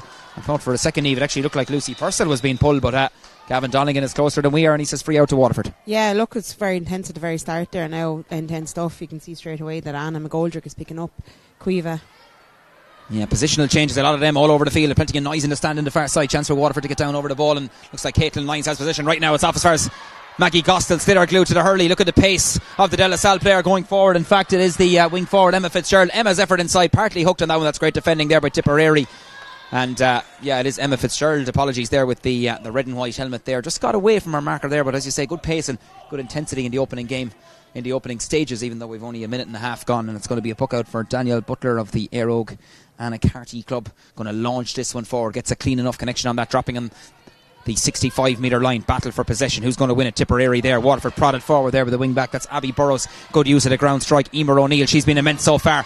Plants the feet and strikes this one forward. Direct ball in as far as Maggie Gostel. It's going to bypass Maggie into that inside line, but Tipperary have the bodies back there and have the numbers back there. Seems to be a high challenge there. Gavin Donegan says play on. You have the all-important sitter driving out here as Paula Quirk heads up hurling from Tipperary. Spooned outside. Here's Lucy Heffernan. Heffernan gets a direct ball inside there. Foot race here. Waterford trying to cover back there with Alex Healy and Holly O'Sullivan on this. It's Alex Healy trying to bend her back, get over the ball. That she has it momentarily. Trying to drive out with possession back at the Waterford centre back. That's Holly O'Sullivan. the player from Galtier. Out over the line is going to be a line ball Tipperary on the far over side. But straight away you can see the intensity. There's no holding back from either side, Dave. No, definitely no holding back as well. Like, you know, the girls are getting straight into it. Everyone's picking up a player each, and I suppose interestingly enough from the Tipperary puck out there's 4 people across the half back line. Dangerous ball across, and it's just gone across and wide there. I'm sure Caitlin Gardner was pretty relieved that one flashed across there, and it's the referee. Has he given the point? Not too sure there that he writes something down, but I didn't see a flag go up there. And is it 2 points? It's actually 2 points. It's a sideline cut and it's gone over the bar, so 2 points for Tipperary there. Interestingly, that rule in there. So there you go. Hasn't gone up on the scoreboard here in the ground, but we will note that. And not too sure. I think it could have been the Tipperary. Full forward, hefty challenge inside there. Referee says it was actually the person that got scored there was Lucy Purcell. It was Lucy Purcell, apologies. And it's that rule again, fairness. What a brilliant initiative, I suppose. 2 points from side, and it is a textbook skill. We've seen the hurlers do it, Joe Canning, Austin Gleeson over the years, but Lucy Purcell, kudos to the player there from Turles Sarsfield's Niamh, because a very difficult angle, but she made very little of it. Definitely a very difficult angle, and you don't see it too often as well in Camogie, I suppose. Many people can cut the ball over the bar.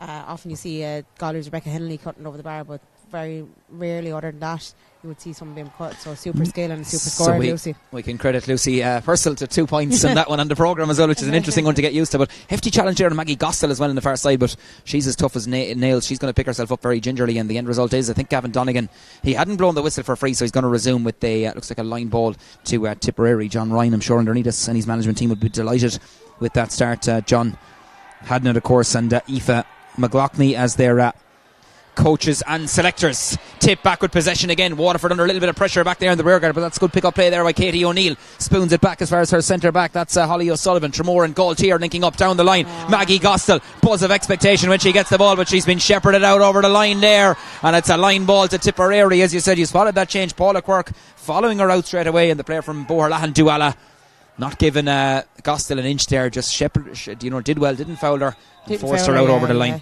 Great play by Paul. Line ball, Tipperary sideline cutting has been textbook so far. They've got 2 points from sidelines. That early score, of course, with each 2 points. Lovely balance and control. Here's an opportunity here for Ciara Shelley off her left hand side. She backs herself, went for the score, and just outside and wide there. It was Lucy Purcell again, in fact, who had the opportunity there for Tipperary, and just outside and wide inside the opening 4 minutes here in UPMC at Nolan Park in this All-Ireland Minor A final, live on the Electric Ireland YouTube channel. Emer O'Neill, look how deep she's gone, the player from Bricky Rangers. What a season she's had to date. Hand passes the ball inside now, looking for options. Waterford go forward. Another player off the shoulder there, and this is Katie O'Neill from Tremore carrying the ball forward. In fact, it was Hannah McGrath, the St. Anne's player there.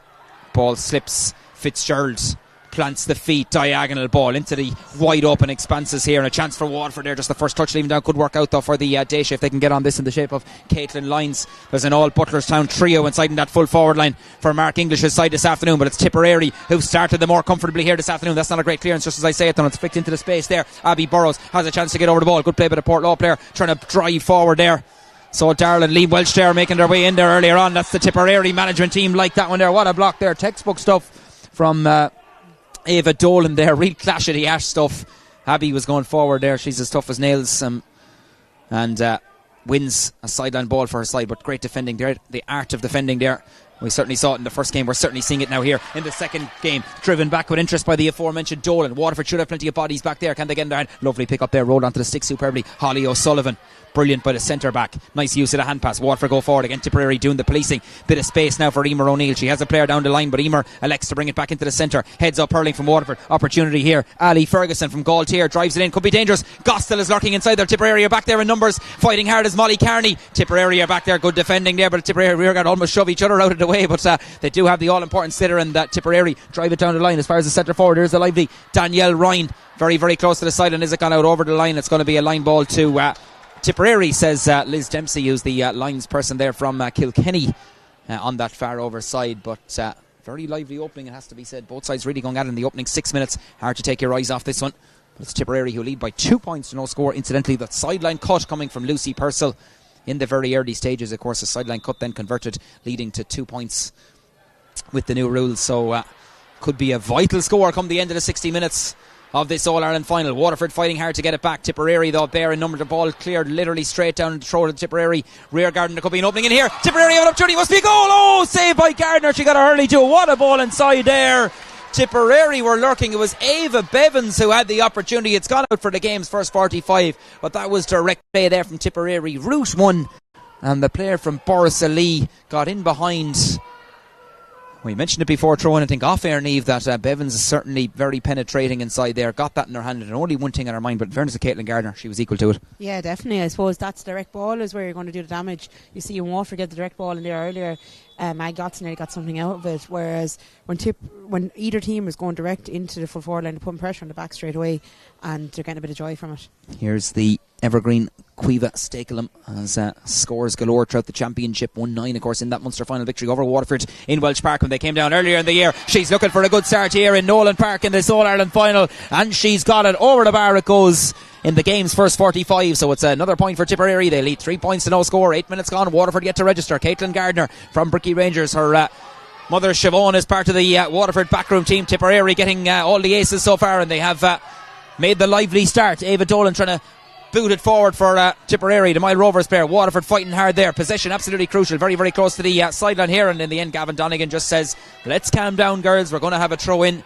And the Dublin referee, who in fairness he's always goes around and just, real players referee, goes around with a smile on his face, and vastly experienced official here this afternoon, just getting players back the required distance there. Throws it in front of the Tipperary number 12. That's Ciara Shelley. Ciara's pushed out over the line and nearly lands on the Waterford hurleys there, but actually the linesman gave the line ball. I have to say now, maybe with the old referee's hat on there, she seemed to be pushed out, but Waterford get the line ball, and a chance for Emma Fitzgerald to launch it forward. Yeah, Emma did was that not sure about the 13 metres there, but I'm sure Waterford will take it. Fitzgerald to O'Neill, the two wing forwards combining, and she puts it into the wide open spaces. Chance for Maggie Gostel to get on the ball. Tackled hard and fair there by Paula Quirk, but Gostel has gone inside the cover. Slid around the hurley. Here's Maggie Gostel going for Waterford's opening score of this All-Ireland final. It's gone across the face of the goal. Don't think she's made it outside and wide. Good run there by the De La Salle player, and you just got a flavour there of what she brings to the table. But she'll be a little bit disappointed by her own standards, Niamh, that she didn't nail that one. Yeah, super run over, super touch over. Then the minute you give her an inch, she's gone. So hopefully those ones can start paying off for her now. Danielle Butler, Tipperary, 3 points to no score in front. 9 minutes gone here in UPMC Nolan Park. Thankfully the rain has eased off, which we had in our first game here. It's quite a cold afternoon though for April, but starting to dry up, and in fairness the pitch in pristine condition. What is the third game of the day here? Celtic Challenge hurling earlier on, of course, but right now it's all about the minor Camogie All-Ireland, and Tipperary are looking menacing again. There's a runner off the shoulder. Here's a chance for Bevins. She missed it earlier. Chance of a goal for Tipperary. In fact, it is Lucy Purcell who's got the goal. Bevins was this side, this time it was Purcell made the run, and a brilliant finish by the Tipperary wing forward, who's now accounted for 1-2 in the opening 10 minutes here. Got inside the Waterford cover and rattles the back of the net, and Tipperary lead by 6 points. They've come with an intensity and an aggression today that so far Waterford haven't been able to match, and Tipperary this time they're winning the hook on the far overside. Katie O'Neill just running into a blue and gold wall there. John Ryan and company must be absolutely delighted with this start, as are the Tipperary fans who've made the journey to Kilkenny this afternoon. Tip have it back again. Lovely steps inside the cover there. Seems to be a foul there. That certainly is a loose hurley there. Could see it from up here. Ali Ferguson just right across there. In fairness to Gavin Donegan, indicates that, just says to Ali, watch the chopping down, and Tipperary have come out of the traps on fire, Niamh. Yeah, super score by Lucy there now. They did the right option, took it on, gave it back to Lucy then, who was in the better position, then straight over the top. There was no stopping that goal there. Super well worked from the back line. You saw straight away Waterford gave away the ball here in the back line. Straight away gave to their sweeper down to the corner, and they're going to get punished when they give away the ball like that to such a good tip side. Yeah, everything seems to be punished, and everything is being punished now, because Cueva Stakelum has got her second point of the afternoon. Both coming, well, that's the first from a free, the other came from a 45, so 2 frees she's nailed. 1-4 Tipperary. Waterford yet to score. 11 minutes gone here in the All-Ireland Minor A final, coming to you live here, as we said, from UPMC Nolan Park on the official Electric Ireland Facebook page. What's Waterford's response? It's not the start Mark English, and I'm sure the Waterford supporters were hoping for, but there's a long way to go. 11 minutes gone. Tip doing all the early running, fight for possession here on the far overside where the spectators are gathered. Nice crowd in for this one, very close to the sideline. Tip do well to keep it in play. It's Purcell again in the far side. She's had a great start to the game.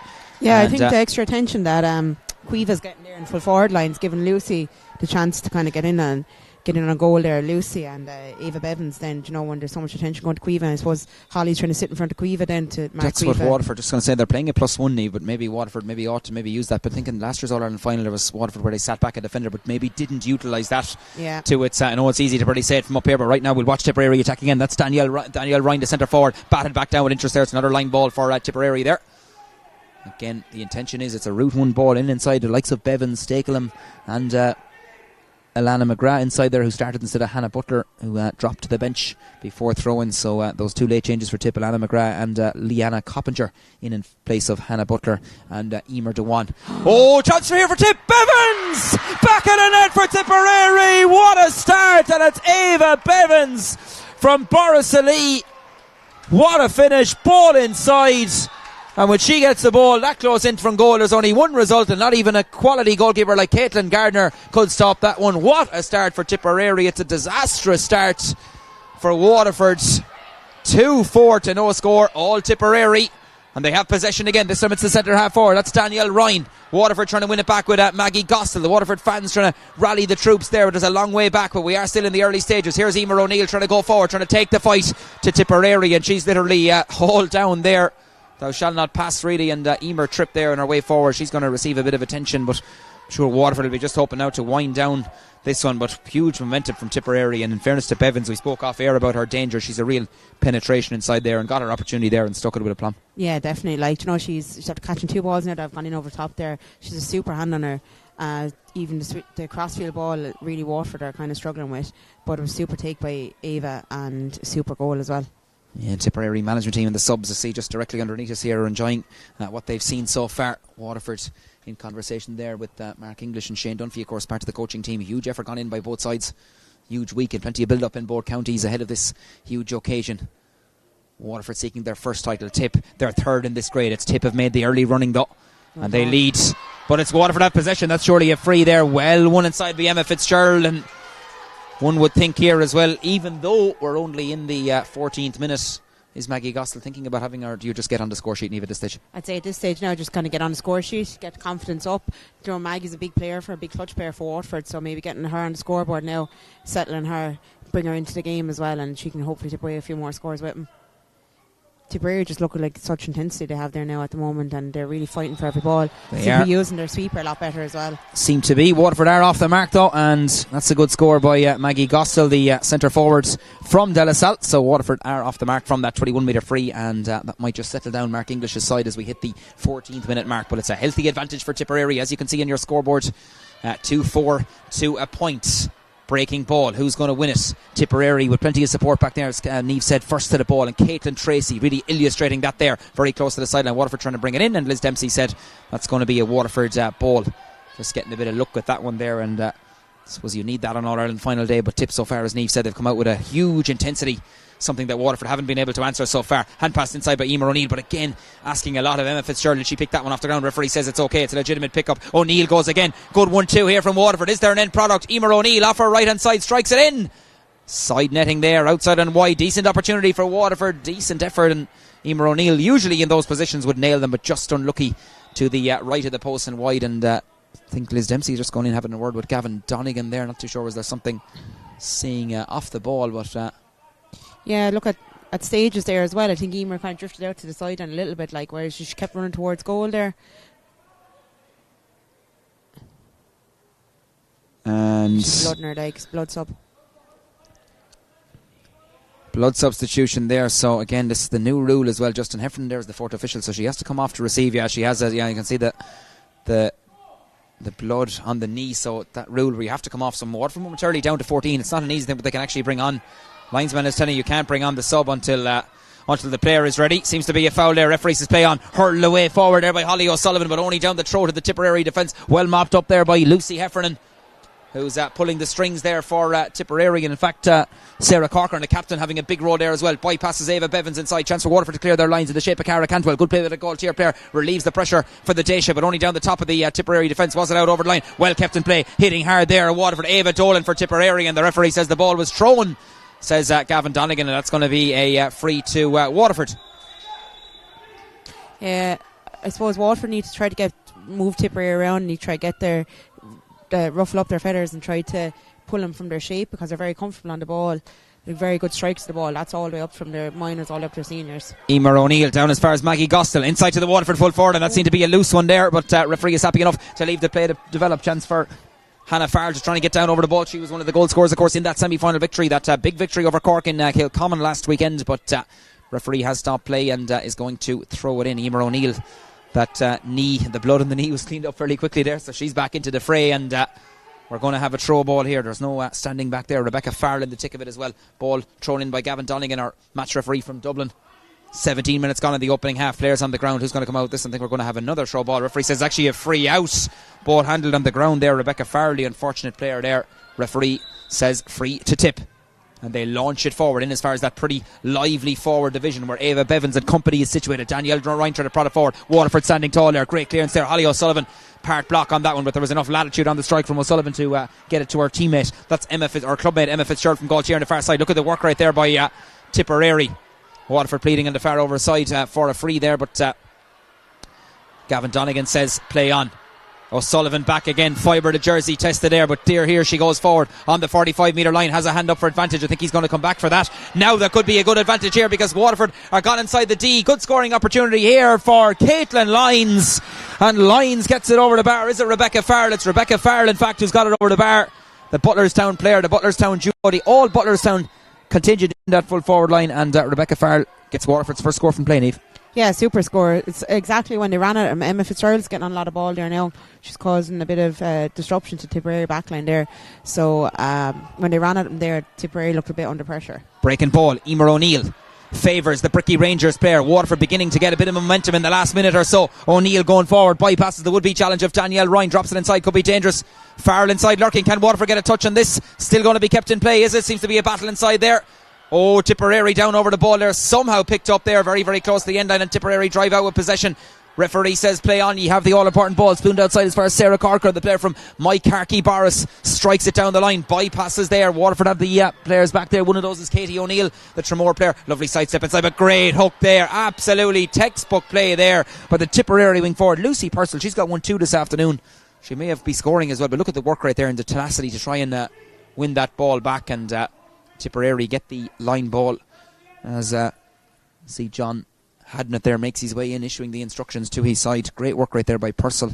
She's got 1-2 so far. The other goal coming from Ava Bevins. Tipperary with 2 goals inside the opening quarter, which could be big scores come the end of the 60 minutes. But Waterford starting to settle down as we hit the 20-minute mark. Just a bit of concern, I think, for Tipperary, one of the Tipperary defenders inside, but you'd have to say Tipperary have come out of the blocks really, really sharp. Seem to have their homework done, even pretty potent and pretty, I suppose, deadly when it comes to finishing when they get the ball into that inside line. Yeah, it's just classic Tipperary team. Their touch is very good. They're very strong. It's kind of the mantra of all Tipperary teams up through the ranks. From under 16s, minors, seniors. They're all very strong. They're very good camogie players. Very good stick work, and they're very skillful. So if you give them time, they're going to hurt you. Whereas Waterford get a bit of joy when they start running at them and trying to take on the ball direct. Mark English trying to rally the troops down underneath us. He's put in a huge volume of work with this squad. They were here, of course, 12 months ago. A lot of some of these players as well. Right now, Waterford losing again as a kick forward by Tipperary. Chance for Stakelham inside. She's no hurley, but she's a good footballer as well. Tried to boot it forward there, but Waterford defence do stand tall on that occasion and come away with possession. They need runners off the shoulder here as Waterford go forward, trying to bypass a couple of would-be blue and gold challenges there as the Waterford midfielder. That's Hannah McGrath, got her clearance in, but driven back with interest by Tipperary in the shape of Caitlin Tracy and Ava Dolan as well, hurling well there in the wing-back positions for Tipperary this afternoon. Chance for Waterford to get over the ball. No better player to do so than Cara Cantwell. She's fouled on her way out there. Free out for Waterford. Emer O'Neill incidentally being picked up by Ava Dolan. That's a very interesting duel there, and Maggie Gostel still continues to be picked up. I think she's maybe moved into the full line Eve at this stage, but again continue to be followed by Paula Quirk. Yeah, they need to get Maggie on a bit of ball there, I suppose, in close to goal as well ideally, but they're struggling to bring such an intensity there and around the middle third. Waterford struggling to get the ball in. Oh, short ball there from Waterford. Katie O'Neill, and didn't go to the intended target there, and Tipperary are in like a swarm of bees there trying to get that sitter back. Purcell trying to flick it forward. Waterford trying to clear their lines. 9 minutes to go to half time. It's really flown by the opening 21 minutes here in UPMC Nolan Park. Here's a chance for Waterford. Referee says there was a clashing of coming together there. The Waterford supporters not best pleased with that challenge as Emma Fitzgerald went down over the ball. Waterford have possession. Now they get the free. Emma Fitzgerald Some will feel maybe they could have got it a few minutes earlier, but Emma Fitzgerald battling hard there, and certainly was a hard-earned free there, Niamh. A very hard-earned free there from Emma Fitzgerald. She had to work for that one, but it just shows the intensity and physicality that Tipperary are bringing to the game, you know. And in evidence there again with Paula Quirk, absolutely brilliant defending there by the Boherlahan Duala player out in front of Maggie Gostel, bats it out over the sideline there, and there's a few there in the uncovered section of the stand there. In fairness, the stand absolutely full on the far side as well, so great crowd in from both counties really to support these young girls here this afternoon. Great to see you. Yeah, it's a great crowd in for the minor final. The girls deserve it as well, because Maggie Gostel's sideline, gone outside and wide, trying to replicate what Lucy Purcell could do at one end, but unfortunately from a Waterford point of view, it's outside and wide. Chance for Tip to launch this forward, and Danielle Butler is well known for her puckouts, and especially that Tipperary half forward line targeting the likes of Purcell and Ciara Shelley as well. She's going out to the wing, and it is the aforementioned Shelley is the target here. Waterford trying to regain this one. Tip trying to prod it forward. Here's Shelley. Oh, brilliant pick up. Had it in her hand momentarily, then just taken off her. Snatched away there by Abby Burrows in to pick up the pieces there. Suspicion of steps there, but she does well to spoon it off. The brick flick off as far as Emer O'Neill. Emer has gone outside the cover. Steadies herself off her left hand side. Could work, be dangerous inside. Could work out. Breaking ball inside. Waterford player on the deck, but Tipperary back there to pick up the pieces. No better player to do so than Paula Quirk outside as far as Caitlin Tracy, the Money Goal player. Beautiful striking action forward as far as Leanna Coppinger, the Thurles Sarsfield's player, started this afternoon, getting her opportunity and illustrating why she should be out there. Ball into the corner, foot race here. Who's going to get on it? Tipperary look like they're going to favour this one. Battling hard is Alex Healy. She's the giant captain for Waterford. Tip have it, sprayed back in the centre. Bevins is lurking in there, so too is the centre forward Danielle Ryan. Waterford trying to clear their lines. Cara Cantwell back there as well, well picked up, rolled onto the stick superbly there by the Gaultier player and puts it into the wide open spaces. Chance for Waterford to get down over the ball, and Abby Burrows, the player from Portlaw, trying to win possession there for her side. Emer O'Neill trying to boot it forwards. Good footballer as well. Tipperary have possession. That's surely a high tackle. Yes, says Gavin Donegan. And Abby Burrows penalised there for a high challenge on the Tipperary midfield. Just seem to be winning a lot of these rucks, and tenacity there from Lucy Heffernan of Aero Gannacarty, and wins the free. And there's this intensity and this, I suppose, confident vibe, I suppose, amongst Tipperary right from the throw-in. It has to be said, Niamh, this afternoon. Yeah, definitely. Like Lucy Heffernan and Leanna Coppinger, they really command that central third there. You see even in the pocket there, interestingly enough, Tipperary have 4 people across the half-back line, and trying to make space for the half-forward line in the midfield run onto it, trying to get the legs onto it. So they're very well organised, to be fair to them. Cueva Stakelham across the face of the goal and wide with that effort, something we don't say too often when Stakelham is on the ball, but Waterford perhaps getting a bit of a fortune there, driven forward by Rebecca Farrell, Waterford's only point scorer from play so far this afternoon. Could be an opportunity here for Waterford. Ball sprayed inside if it can reach the intended target, which was Molly Carney. Carney trying to get it forward there. The Butlerstown player battling hard as always on the edge of the D there, the 21 metre line. Tipperary have possession, trying to drive out with the ball. They're on the ground. Referee says play on. Was it thrown? Referee says it was, and the ball is going to be, I think, going to be signalled in for a free into Waterford. Seems like Leanna Coppinger was the guilty party there. Yes, so it's a throw ball, and was a topic as well in the first game. Carol Collins of Galway was refereeing, but didn't see the strike. And if you don't see that definitive strike in action given the free, and I think Gavin Donegan consistent on that so far. Yeah, to be fair to him, he is, and he's leaving a lot go. There's a lot of physicality there. I think Waterford just need to start matching the physicality that Tipperary are bringing. You see there when they're getting physical in Tipperary's face coming out there that they're very, very good, and they're after getting a score from it, Second point of the afternoon for Maggie Gostel. So that's number 2 for the De La Salle player, the second to come from a place ball, and a bit of concern now for Tipperary. There's a player down on the deck there. It looks like possibly the midfielder there, Niamh, Lucy Heffernan, getting a bit of treatment, but Gavin Donegan just going over to make sure that everything is okay. And Tipperary fullback there, Aoife Melrick, I think has a problem with a football boot there, I just see there, and always something size 7 we can hear being mentioned here, so not too sure whether people come with a second pair of boots on All-Ireland final day. I suppose you should always be prepared, and right now that's a problem for the fullback. So running repairs being done by the Tipperary number 3 from Newport, Ballina Hinch. She's a bit like Lorraine Bray. I'd say the boots to be hanging off her going around the place. So they're not gone till they're properly gone, I'd think. And there seems to be one of the substitutes has kindly given her one of the boots to her, but we'll follow the play. That's something that's going to have to be done off the field. We'll get back to the on-field play, and Waterford will get back with Anna McGoldrick. Has possession. The Sliller driven forward here by Rebecca Farrell. 2 against 1 inside. Tipperary don't win the race there. Great play there and great tenacious defending there by the Tipperary defence. Oh, ball's thrown across there. Ellie Franklin there just lost her footing there, but did well to recover the situation. Right now it's at the centre back. That's the lively Sarah Corcoran, so good at holding that number 6 and dictating the play there. Great reader of the game. Waterford have it far overside. Ball thrown back there. Legitimate hand pass, says the referee. Back into the centre. Good intelligent play. Rebecca Farrell seems to have come out as a third midfielder for Waterford and uses the ball well, but just as I say it though, perhaps commentator's curse hits it into the corner, but nobody there. Only plenty of blue and gold jerseys spooned outside. Ava Dolan has a player ahead of her. Dolan decides to carry the ball forward. Alexa strike it in, but only strikes it right down the throat of where the Waterford defence is, but it's in miscontrol there. Touch leaving Holly O'Sullivan down, and Waterford could be punished here because the Tipperary centre forward is on the ball. That's Danielle Ryan. This must be a score. Danielle Ryan, I think she's partly hooked though. It's gone outside. Good pressure there by Waterford. They got back there. Could have been cleared initially by Sarah Corcoran, or excuse me, by Holly O'Sullivan, but good scoring opportunity gone a begging there, Danielle Ryan, but just she was partly hooked, Neve, as she got that shot off. Yeah, she was definitely hooked there by Holly. Holly got back around there, to be fair to her, after the missed touch. But I think Waterford are kind of what Tipperary are doing well in a sense that they're bringing it up to the midfield line 65 and then deciding to opt to strike it in to give their forwards a bit more chance. I think Waterford is striking in from too far back, and it's kind of going straight into the Tipperary sweeper, playing into their hands really. They need to kind of carry it a little bit more before they strike it in. So it's going to be a line ball to Waterford, which is cut up the line, but only where Tipperary have plenty of players there. Seems to be a good challenge there. Referee says it was a legitimate because the ball was won, but look at the tenacity of Tipperary trying to win the ball back. Waterford though fighting hard as well, and none better player so than Ali Ferguson.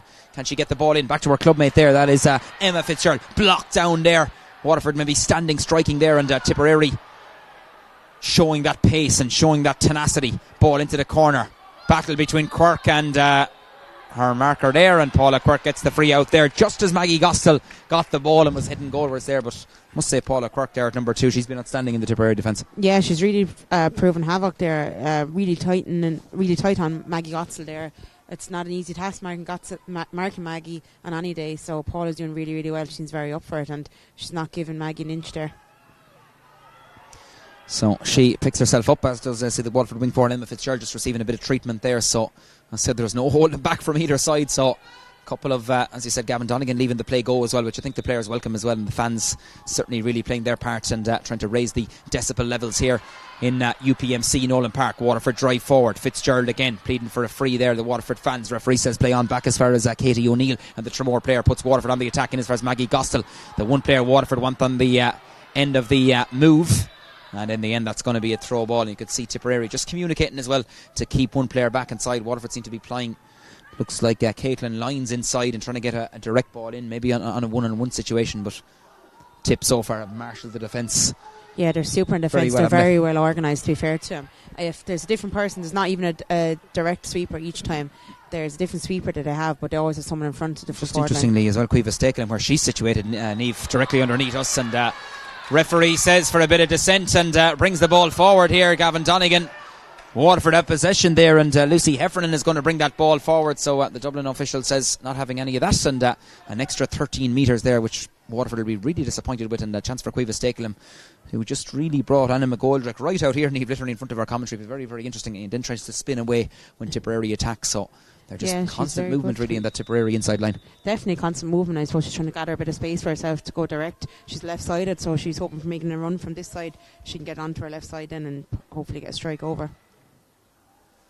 Stakelham with a mighty strike of a ball. This will be some score, battled down by Gardner. Waterford though have the bodies there to relieve the pressure there. What a strike of the ball that was. Caitlin Gardner bats it down. Waterford go on the attack, trying to get a score before the half-time break, but what do? Give the ball away straight to the one player you don't want to give it to. That's Cueva Stakelham. Has possession for the Premier, back into the centre, spooned inside. Lucy Heffernan, lovely movement there. Waterford have the possession back though, and that is in the shape of Ali Ferguson. 2 minutes of additional time signalled by Justin Heffernan, the fourth official down underneath us. Here's Maggie Gostel. Is she going to go on one of her runs, trying to get past the Tipperary defence? Gostel goes forward. What a tackle there. What a hook that was by Sarah Corcoran. Second bite of the cherry from Gostel, and Corcoran blocks again. Great defending there by Tipperary. Ball down the line, foot race here. Emer O'Neill trying to win it for Waterford. Goes in fair, trying to win that sliotar back. Tipperary come out, and it's going to be a line ball to Waterford, but absolutely textbook defending, not once but twice there from Sarah Corcoran on Maggie Gostel. We'll follow the play. It's taken very quickly by Waterford, but too quickly, says Gavin Donegan, the match referee. But Brilliant play there, the skills. You talk about blocking and hooking being part of the modern game, but really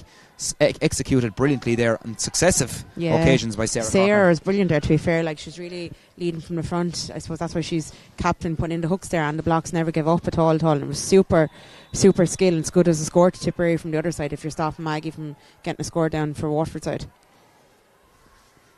Emer O'Neill doesn't make a clean enough connection with that, but it does reach a player in the Waterford jersey. That's Emma Fitzgerald turning and twisting back to O'Neill, plants the feet, doesn't get a clean enough connection with that. She'll be disappointed, mopped up there by the Tipperary rearguard, who've been on top so far this afternoon, it has to be said. And right now it's Cueva Stakelham trying to shake off her player. She's been policed by Anna McGoldrick though sticking to her task. Still Stakelham going forward, but good tenacity this time by Waterford. Spooned inside. Stakelham continued her run, got the 1-2 there from Lucy Purcell. She's got 1-2 so far this afternoon in this All-Ireland Minor A final.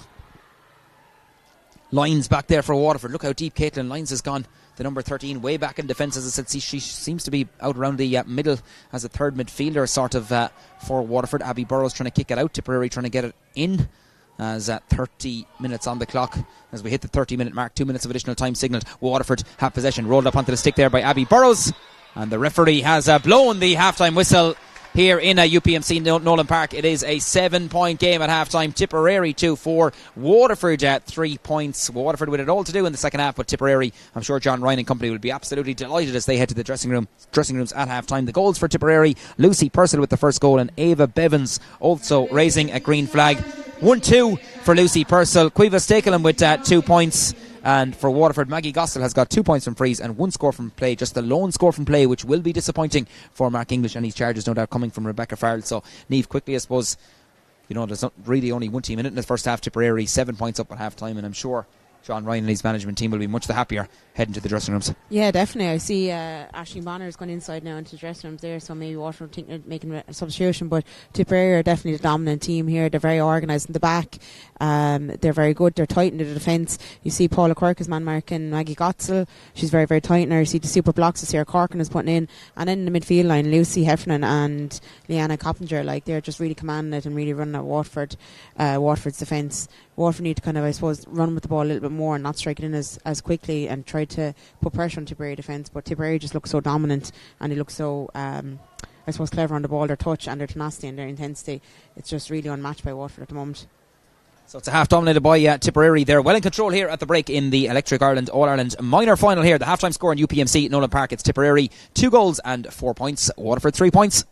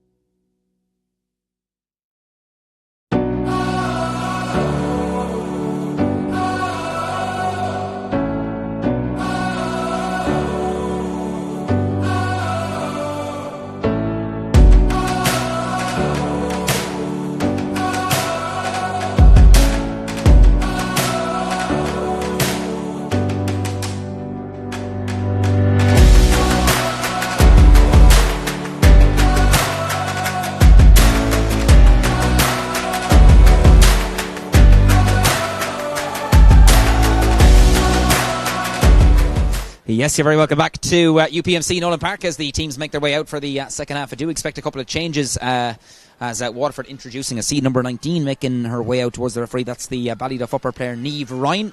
Plenty of support from Ballyduff making their way up to Nolan Park this afternoon. So it looks like Niamh is heading into the full forward line, and not too sure, Niamh Rocket, who's making their way off, but looks like possibly one of the Waterford full forward line. Not sure. See, Molly Carney out there. Molly Carney, not too sure, but we'll try and bring you that in due course. But it's Tipperary well in control, as we said. 7 points between the sides here. Can Waterford claw it back, or are Tipperary going to add a third All-Ireland title to their name in the minor A grade, and the first title since 2016? Or can Waterford win that elusive first title? They have a long way to go back, but right now they have possession. They have an early free in the centre of the field, and you see Ali Ferguson just rising to her feet there, saying want to try and rally the troops and lift the troops.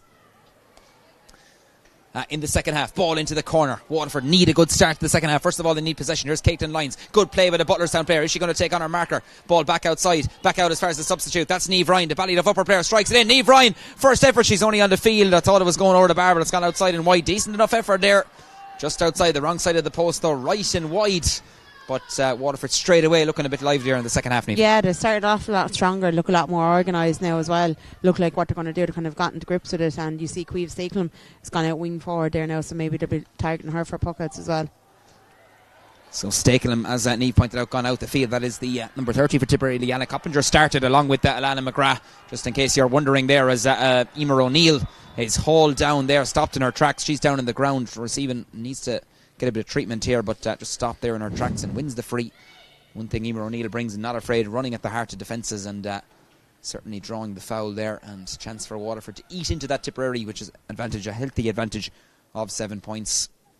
And it looks like Emer possibly might be leaving this. Maggie Gostel's standing over it as well, Niamh, so probably within Gostel's range, 45 metres out from the post. She's got 2 already. Yeah, definitely. If she gets this over the bar now, there'll only be 2 scores in it, in between the 2 teams there. Emer's playing super all game. Herself and Fitzgerald are really running at the Tipperary defence there now, and they're really causing a lot of havoc there, so hopefully Maggie will slot this over and it'll be a 2-score game for Waterford then. So Maggie Gostel on the 45-metre line. I see Shane Dunphy making his way up there, part of the Waterford backroom team, of course, the Tremor man, and Waterford led by Mark English. So here's Gostel, 45 metres out from the goal. She's got 2 points so far, hoping to add to her tally. And as Niamh said, make it a 2-score game. Gostel strikes it in and fires it over the bar. Number 3 from the De La Salle player. That was hit with venom. That was hit with confidence. 2-4-4, 32 on the clock. Definitely a super score to Maggie. She's super striker the ball, and what better mentor to get than Beck Harton in your club practicing frees with her. I presume Bet would be helping her out during the week. So super strike, and not much in it now. The Waterford management team there pleading with the Tipperary keeper as regards maybe how long. Tipperary management team calling for one up. Maggie Gostel wins this breaking ball. Waterford could go forward here, just taking off her tracks there, runs into a wall of Tipperary defenders. One of those again is Paula Quirk. How many times we mentioned her in the commentary so far this afternoon? Intent on driving her team forward. Flicked forward here by Tipperary. Foot race here. Waterford trying to get there. Rebecca Farrell prods it forward, but only down the throat of the Tipperary number 8. That's Lucy Heffernan. Sidesteps inside. Can she get away from her marker? In fact, it is Leanna Coppinger, who hand passed that ball forward. This time it's Heffernan trying to win it back. Flicked away on as far as the Tipperary centre forward. That's the lively Danielle Ryan. Ball forward. Queeve Stakelum prods it in. Chance here for Tipperary with Lucy Purcell. She's got 1-2 so far. Ball breaks inside. Seemed to be a push in the back. Referee says get up. And Waterford have a chance to clear their lines. Oh, great hook there. Not a great clearance there, but it was a part hook. It was the pressure that was exertified there by Tipperary, but Waterford drive through the defence there with Cara Cantwell. Ball prodded down the line. Emer O'Neill battling hard for the ball here. Tipperary trying to keep the momentum, keep that forward momentum going. Tried to get in the hand pass away there. Danielle Ryan. Waterford defence standing tall, spooned into the corner there, asking a bit of Ferguson there, or Ali Ferguson I think was caught late there, but I think it was Hannah McGrath. Hannah McGrath actually, was it? It was actually Hannah McGrath. Yeah, it was clever play out of her there now, because she knew that she wasn't going to get the strike off. There's too many Tipperary players around her, so she put it back on the Hurley then again, but gives Waterford a chance to kind of settle themselves. They need to kind of push up on the sweeper there now, sitting in front of Maggie, try to get a bit of movement for him. Here's the strike into the corner, batted back down. Great defending there. Once again, it's Paula Quirk. Maggie Gostel doing the tackling from Waterford's point of view. Emer O'Neill comes into challenge. Tipperary get it forward though.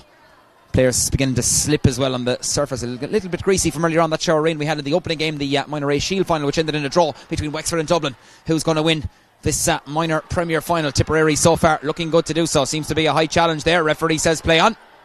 that you were carrying the hurley maybe into the initial challenge, but right now Tipperary go forward. Here's Ciara Shelley with the effort, and Shelley with the score. Her first of the afternoon. The player from Moycarkey Boris gets on the score sheet. Didn't need a second invitation there. She struck it over the bar. Beautiful score off her right hand side, and Tip stretched their lead back to 7 points, 2-5 to 4. Good score. Yeah, great score to Ciara there now. It's just kind of the midfielders, Lucy and Niana, just running off the Waterford defence and offloading the ball. They're playing very, very well, to be fair, but super score to Ciara. Waterford with possession. Ball spoon forward, taken superbly by Emma Fitzgerald. Good play with the goal-tier player, trying to shake off her challenge. Her marker is Caitlin Tracy. Ball inside, Gostel lurking. Waterford trying to get it into their hand. It's in there. They're literally on the edge of the square. Who's going to come away with this one? Tipperary defending as if their lives depended upon this one. Referee still letting the play develop. Will he throw it in, or is he going to leave it? See if Emer O'Neill or Waterford can get their hands on it. Flick back as far as O'Neill has a chance to get over the ball. Bends the back. That she does. Trying to go forward there, and taken out of it there, and referee is certainly going to book the Tipperary player. She's down on the ground as well, just going to receive a little bit of treatment. Looked like, I think, Ava Dolan, who came across there from Mile Rovers, and Ava, as if to say, Emer, you were going no further there, stopped in her tracks, and definite free in. Definite free in, yeah. It's kind of it's a one you don't want to be getting when you're a forward, but it's definitely one that if you're on the Tip players, you'd be saying it was a good foul to give away. Do you know, if Waterford cute got that, foul, I think. Yeah, definitely a cute foul out of Ava there now, but it was a good stop by her. She knew if Emer was going to turn her that she would have been in for a good chance to get a goal. So good foul out of Ava there now. Took one for the team. Yeah, so Maggie Gostel standing over this one, and with 36 on the clock, I'm presuming she just bang this over the bar and get it back to a 2-score game.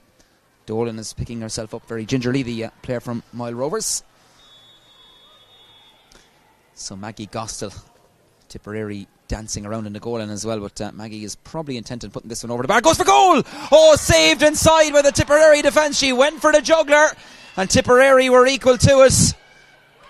And they come away with the ball with Paula Quirk. Gostel though puts the pressure on and blocks her down. Waterford trying to win it back. The ball is still alive in there from Waterford's point of view. Tipperary fighting hard, and I think the referee will decide to throw this one in the end. We hear a whistle from Gavin Donegan there. He's going to bring that out to the 21 metre line, but there was a fair bit of power in that one. But Tipperary defence, a combination of players there, including the goalkeeper Danielle Butler, were equal to it. This would be psychologically huge if Tipperary cleared their lines here, and the chance looks like it's gone a begging for Waterford. Picked up there by Leanna Coppinger. Free out to Tipperary. High tackle, player on the ground inside there as well, but that's a huge moment there. Tipperary defence standing tall, and right now there's a bit of concern for one of the Tipperary defenders, but good saves there, and good save even there, and in the end good defending there. Leanna Coppinger winning the free out. Yeah, super defending there. Tipperary, you know, they're just strong in the defence there, all through the lines, and you see the person, and again Paula Quirk getting on the ball again, clearing her line, coming out the side, and you know, it's good as a score Tipperary there now after stopping that 21-yard free. It's going to be a free out so far at Tipperary, and just a bit of concern inside there now for one of the Tipperary defenders. Not quite sure who is down there, but that was a great save there. Gostel went for the goal. I think it could be Sarah Corcoran. Could be yeah, Sarah, the captain there, rock solid at centre back. But they have been tested, but so far they have stood tall in the Tipperary defence all afternoon, to be fair. Yeah, they're very well organised. They know how each other plays. They're strong out in defence there, to be fair, and Waterford find it hard to get past them. Their physicality and everything, they're very, very good in the tackle, I think, Tipperary are. You know, they're clever. They're leaning in and they're taking the 2 or 3 seconds and they're pulling away again. Whereas Waterford are kind of going in quite high. They need to get a bit more physical, but get a bit lower than into the tackle so that they're not giving away any frees. So 38 on the clock. It's Tipperary 2-5. Waterford 4 points. Cueva Sakelin brilliantly taken, intercepted there by Waterford. Ball rebounds back as far as the Tipperary full forward, battling hard there with Emer O'Neill, and the Waterford player's gone out over the sideline. It's going to be a line ball to Tipperary in front of the passionate crowd over there on the far side. It brought plenty of energy and great buzz of expectation to the game so far this afternoon.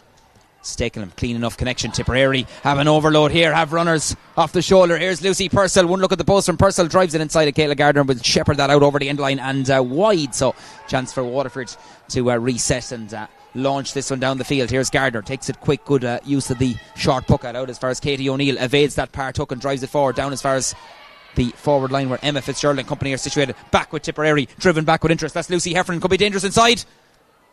Bounces off the Tipperary player there. It's gone out for a 45 because the umpire said that Alex Healy, the joint captain for Waterford, was the last player to touch it. Battling hard there with Ava Bevins was lurking inside there, so it's gone out for a 45, and given a player of the calibre of Cueva Stakelum, you'd certainly fancy her from this one, Niamh. She's got 2 so far. Yeah, definitely. I suppose Alex is a super player. We've played against her in club as well, and she's a super man marker. She's sticky out there, in fairness, and you wouldn't mind her in the full back line when if it's a one-on-one situation, because she's brilliant. She's very stuck tight too. Ava Beavens all day, so although Ava's gotten a goal, I think she was on Cara earlier on, Alex has gone across her now for the second half. Stakelum with the effort. Beautiful striking action from Cueva Stakelum. That's her 3rd of the afternoon in this All-Ireland final, and Tipperary just stretched that lead even further. 2-6-4 now. An 8-point advantage for the Premier in this All-Ireland final. They beat Tipperary, or they beat Waterford, of course, in the Munster final to secure early silverware in February. Are they going to claim another piece of silverware here this afternoon and in their 2024 season on a high? Plenty of time to go yet, though. Beautiful striking, beautiful motion here by Tipperary. Lucy Purcell going forward in as far as the Tipperary centre forward. That was Danielle Ryan. Waterford got back there in numbers there, and a chance to win the free out. Seemed to be into the back there. Referee says play on, and Hannah McGrath, St Anne's there, got over that ball, but referee adjudged to the tackle was okay. McGrath trying to win it back for her side. Tipperary have players sitting back in the pocket as well. In the end, Gavin Donegan says that's going to be a throw ball. Even Tipperary substitutes.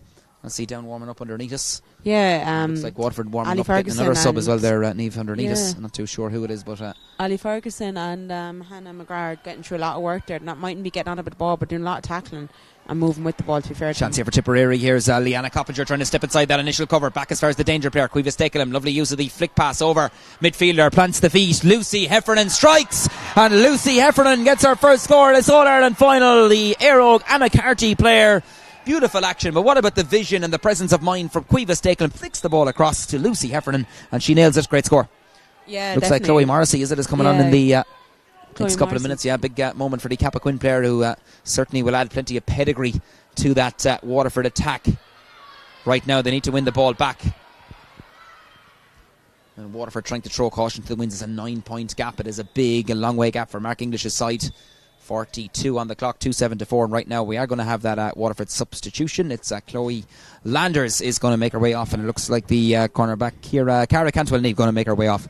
Yeah, Cara Cantwell is coming off there now, and Chloe Morrissey is going in forward there in cornerback.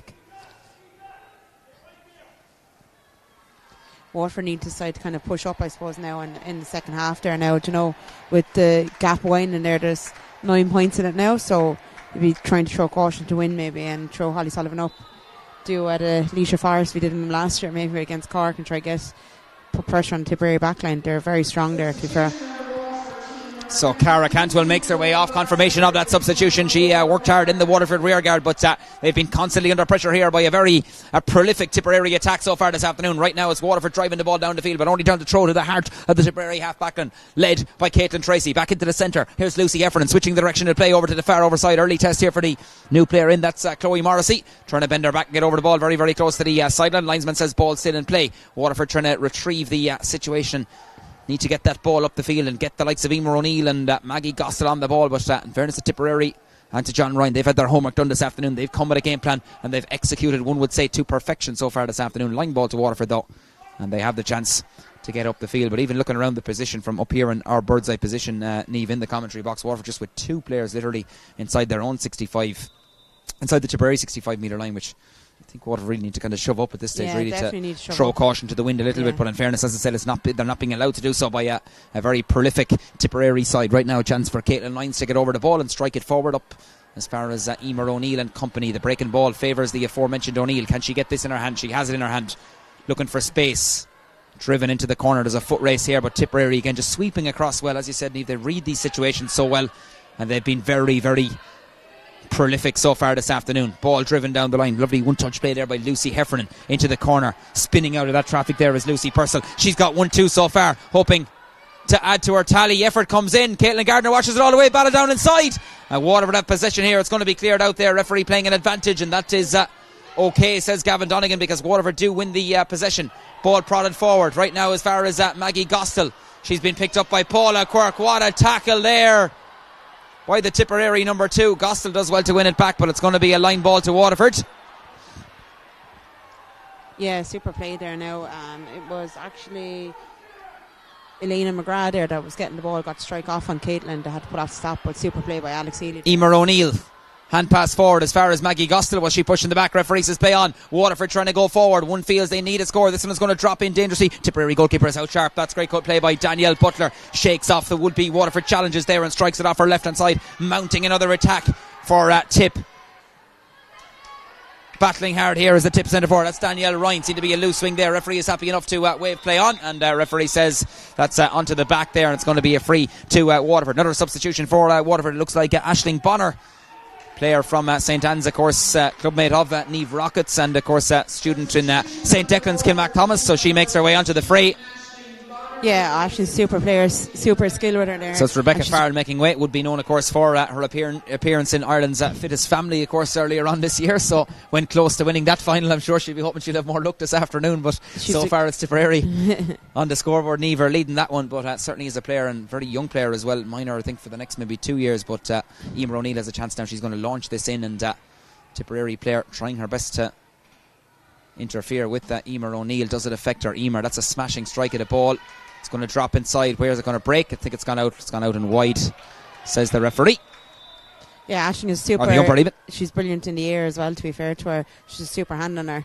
I'd say Killian and Colm have her well prepped anyway for the match today and the big occasions. No doubt, yeah. It looks like she's gone out into the Tipperary half-forward line, or into the Waterford half-forward line, I should say, Niamh. So certainly could be a target for those puck-outs from Caitlin Gardner. Breaking ball here. Who's it going to favour? Emer O'Neill comes across, trying to get the hurley to it. Tipperary prodding the ball forward. Good work out here for the Premier County as Danielle Ryan has a chance to bend her back, get down over the ball. Waterford fighting hard, but it could work out. Tipperary have it. Turning and twisting all the way back out. Opportunity for Sarah Corcoran, winding up the captain. Caitlin Gardner's off her goal line, battled down inside. Good goalkeeping there, little flick on it. Oh, stopped on the goal line there. Lucy Heffernan it was there with the strike in, and it was taken off the line there by Alex Healy. No, Abby Burrows. Abby Burrows was across there as well. Sorry, the number 7 taking it off the line there.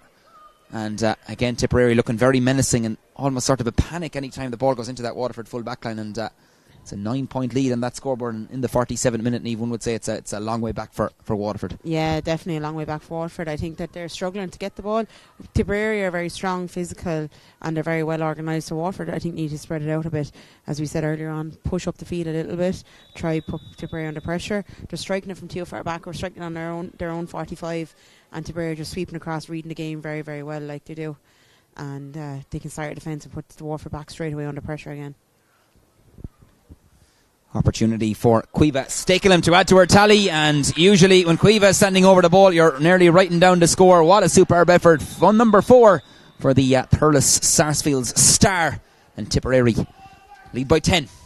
47 minutes on the clock. Are they on their way to a third Electric Ireland All-Ireland minor title, and the first since 2016? They're certainly on course to do so, even though we have some 13 minutes or so to go. Waterford staying fighting, but it just has to be said, met a team that's really at the peak of their powers this afternoon. Well led by John Ryan, well coached, well engineered, and they've fashioned and got the scores that have been decisive this afternoon. Waterford will stay fighting though. Right now they have possession in the shape of the wing back, that's Katie O'Neill. Katie's ball asking a lot there of Caitlin Lyons, and just bounces off her hand and goes out over the line, and just those kind of sums up Waterford's day maybe today. Leave the passes not really going to hand. In fairness, Tipperary, they've been bang on cue. Everything seems to be sticking, and in fairness, they've been clinical when they've got their opportunities. Definitely, yeah. Do you know, their first touch is very good, they're physical, they're very good in the tackle. All around, there's no real weak links in the Tipperary team, it seems to be, and they're very well balanced. They're not solely relying on any player. Caoimhe Stakelum was the big name coming into, but there's so many other players who stepped up today.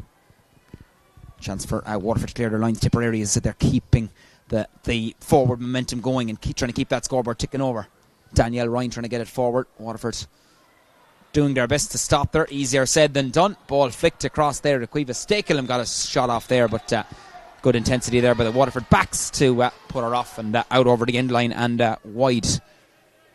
Waterford management team underneath Mark English, I see, having a conversation there with Jimmy Payne and Owen Maloney, part of the backroom team as well there, the man from Bricky Rangers. They put in huge work, but are they going to be left disappointed for the second year running? Niamh Ryan just trying to get her hand on that one, but flicked away from her there. Great intensity there. Tipperary backline led superbly there by Sarah Corcoran. It's going to be a line ball to Waterford. This one going to be taken by Emma Fitzgerald. Takes it quick back into the centre. Flicked forward there. Little 1-2. Fitzgerald, the Gaultier player, trying to go by there. Has a hand pass, has an option inside. That player is Ali Ferguson.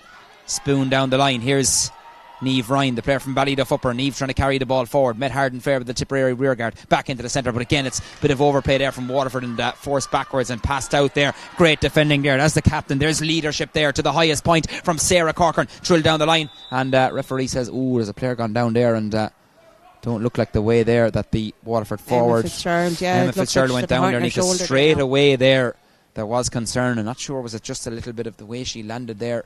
She looks in quite a bit of distress. The Waterford medical team out straight away, and in fairness to the referee, very wisely stopped the play. Tipperary have the possession, and I think it went up as far as Lucy Purcell who has it, but that is a lot of concern here for Emma Fitzgerald, I think, Niamh. Yeah, definitely. Yeah, she looks in a lot of pain there, to be fair.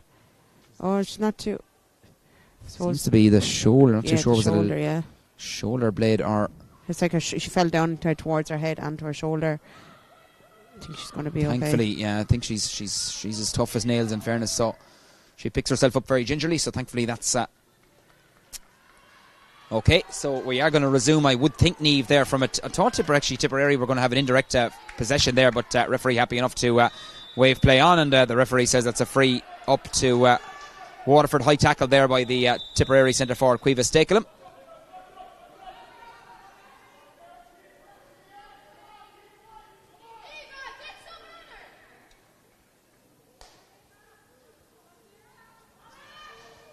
Aisling Bonner, ball threaded through there, trying to beat her marker, Ellie Franklin. Bonner going forward off her left hand side, trying to get her name on the score sheet. Will it come inside? Aisling Bonner fires it over the bar. Only on the field a few minutes. Certainly one to watch for the future. The St. Anne's player gets her first score from play. Over the bar it goes, and for left hand side, I'm sure you're used to seeing that one in the school pitch and with St. Declan's, Niamh, and indeed on the club pitch as well with St. Anne's. Yeah, she's super. She's super player all up through the years.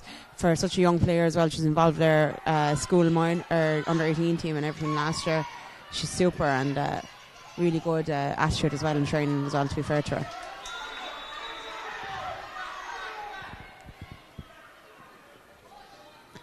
Caitlin Lyons trying to seize up the options here off her right hand side, drill down the line. Niamh Ryan trying to win it back there. The player from Ballyduff Upper trying to roll it onto the stick there. Mark English giving a few choice words there to Gavin Donegan. And in the end there, it was Ali Ferguson who just brought their ball out of outside the line there, and it's going to be a line ball to Tipperary, which is going to be taken by the hard-working midfielder Lucy Heffernan, player from Aero Ganacarty. Player standing very, very close there to the line ball, but the referee says that's okay. Beautiful connection down the line in as far as the Tipperary incident. Beautiful control. Here's Lucy Purcell. She's got 1-2 so far. Is she going to go on one of her runs? Still Purcell. Ball flicked outside. Here's Zelana McGrath trying to turn and twist, trying to go forward. Hurley pull there, no doubt. Good tackle in the end there. Waterford defence got back there and win the ball back there. Abby Burrows spooned across her own goal there, but it does work out as far as Emma Fitzgerald, who's thankfully picked herself up from that knock, but she threw it up right in front of where Caoimhe Stakelum got her Hurley in. Ball bounces away then off Caitlin Lyons, and Tipperary win the ball back momentarily. Lyons gets a nudge there. Referee says that's okay. Emer O'Neill picks it up for Waterford. She's being stopped there, or momentarily there. Escapes the shackles there of Leanna Coppinger. And it's struck forward into the corner. Maggie Gostel has to take on Paula Quirk here, one would feel, but first of all needs to get the ball in the hand. Gostel has a look at the post. Maggie Gostel gets her 4th point of this All-Ireland final. That's the first to come from play. The player from De La Salle, number 4 for the number 11, and 2-8-6. Waterford staying fighting. Back to an 8-point game, Niamh. Super score, Maggie, when she lost Paula there for a second, and she looks very, very dangerous, but I suppose we need to be taking them on. Still 2-2 in it, but it's time before we can get the ball in. Batted down there by the Waterford fullback. That's good play there by Anna McGoldrick. Just went outside, and it's going to be a line ball to Tipperary on that far over side. The goals from Tipperary in the opening half, they've been the big scores of this All-Ireland final. Lucy Purcell, of course, who got that sideline cut as well, which got 2 points. Really set the tone for Tipperary in the early juncture. She got the opening goal. Ava Bevins then rattling the net as well with the second 2 neat finishes. And ultimately, they've been the big scores here. But Tipperary certainly have arrived here and have been the better team so far. And I'm sure Mark English and the Waterford management team would be the first to admit that. But there's plenty of time to go. And Waterford, as I said, they're not going to give up the ghost, but it's Tipperary who are fighting hard still. Ciara Shelley got the hand pass in there. It's going to be a free for Tipperary coming up here because that was a high challenge on Tracy. Referee says that advantage is now up as Tipperary put on the afterburners. Here's Alana McGrath. Got inside the cover. She can finish this one. Alana McGrath. Over the bar it goes. Great score with a player from Holy Cross, Ballycahill. fluency in the movement and quality in the finish as well. Waterford getting another substitution underneath us. Niamh, it looks like Olivia Flynn is coming into the fray. She's another one of the Bricky Rangers contingent. Bricky Rangers, of course, will be playing their trade in the senior grade this season, of course. Seems to be coming off for Caitlin Lyons seems to be playing. Caitlin Lyons is the player making way. So Caitlin Lyons at Butlerstown making way, and into the fray comes Olivia Flynn. So Waterford, I suppose, throwing caution to the wind now really, and have to throw, I suppose, everyone on, just really, I suppose, go for it now, probably in the last maybe 7 or 8 minutes. Yeah, definitely, I suppose. And just going back to Lena's score there, super score. She got it, turned her marker in on the 45. Should have gotten a couple of shots off a goal there, and thankfully that one came off her there in the last few minutes. Tipperary with possession momentarily, but Waterford's still fighting. Here's Hannah McGrath. Nice balance and control by the St. Anne's player. Flicked outside. Chance for her midfield partner. Here's Ali Ferguson. Doesn't get a clean enough connection. Could work out though. Aisling Bonner again going for a second point. Bonner turns and Bonner scores 2 points upon her introduction. She's on fire. Second point for the St. Anne's player. Dad Cullen was a good one, of course, and her brother Killian isn't too half bad either. Aisling certainly following in those footsteps, Niamh. Yeah, super score out of her. She's a great handler when the ball gets in around her. She's very, very dangerous, and a super striker of the ball as well. So it's a great score out of Aisling. Hands go up as a hurley on the air as well, and linesperson Liz Dempsey from Kilkenny says that's going to be a line ball to Waterford.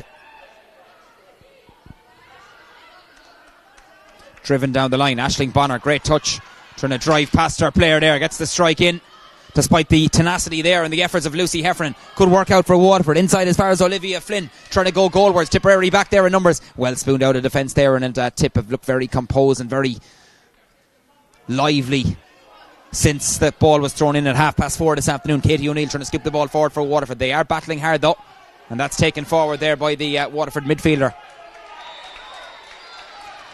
Lucy Heffernan out over the line though, says Liz Dempsey, and again you could just see what it means. Tipperary management team, they fought hard, they're not giving up, and Ali Ferguson is unlucky. Yeah, she's working very, very hard in the midfield line. Herself and Lucy Heffernan having a great battle having a great duel, absolutely. Yeah, it's been a real good duel. In fairness, a few of them around the field this afternoon.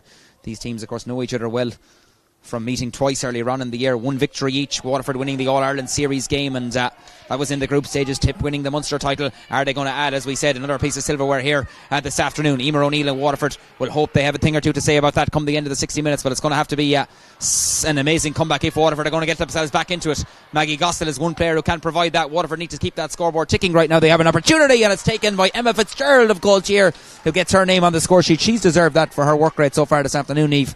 Yeah, definitely. Yeah, great score. Super score out of Emma there now, and really well worked in. Again, when they're getting the ball in past the midfield line, in past 65, and Waterford striking it in, they look very dangerous, giving Maggie and Olivia and Emma Fitzgerald a chance to get on the ball. Tipperary substitution. It's Ali O'Kelly from Kilrowan. McDonough's is going to make her way into the fray. The player coming off is is Ava Beavens, the player who got the goal in the first half. I know her dad Mikey, of course, has a busy weekend, of course, with the Tipperary hurlers, of course, heading to the TUS Gaelic Grounds tomorrow, where you'll be heading yourself, of course, Niamh, with the Waterford senior team. You start your Munster Championship campaign tomorrow. I know you're on the road early in the morning, so looking forward to that challenge against Limerick tomorrow. Looking forward against Limerick. I suppose quarter-final time, and this time of the year now, Championship is starting to loom now, so looking forward to the game. The grass is cut, Niamh. The grass is cut, yeah. Waterford have a free, and Gavin Dunn, that was a fairly hefty challenge there. The Waterford crowd, in fairness, trying to get behind their team and rally the troops, as they say, but Tipperary have come with an energy and an intensity really today that so far Waterford haven't been able to match. I think we've another Tipperary substitution need coming our way. Looks like Emer Dewan of the Cashel King Cormac's club is going to make her way. She was no doubt disappointed not to start this afternoon, and not too sure who's coming off, but both. It's actually her, not the opposite midfield partner, Lucy Heffernan. You mentioned Lucy, what a shift she put in the midfield. Oh, super shift, yeah. Scored a great point as well. She's putting in serious tackles throughout the whole day, getting hooks and blocks in, carrying the ball. She's really been a driving force for Tipperary all day. Sprinting off there as if to say she still has energy left, the way she came off there. But Waterford going to launch this one forward. If 58 on the clock, probably will be a few minutes added, but really need a goal really at this stage, Niamh. Yeah, definitely need a goal. Could work out, could come. Here's Maggie Gostill. Gostill with the shot over the bar, saved by Danielle Butler. She got her hurley to it. There was venom in that one, I can tell you that one. 1-4 now for Maggie Gostill. It is a 2-score game, 2 goals. Waterford not giving up. There was power in that one. In fairness to Danielle Butler, she had to be equal to it, Niamh. Yeah, definitely. Yeah, it's great. Great strike at a Mag. Super strike at the ball as well. Sort of a feeling like last year as well, where Waterford left the comeback maybe too late against Cork. Is it going to be the same this afternoon? Tipperary still in control. They lead by 6. Caitlin Tracy drives it forward. Tipperary will know one more score. Possibly could seal it. Inside as far as the substitute. Waterford back there in numbers, and it's the Dacia defence who do stand tall, but just taken off from there as they came out there, and Danielle Ryan wins it back for Tipperary.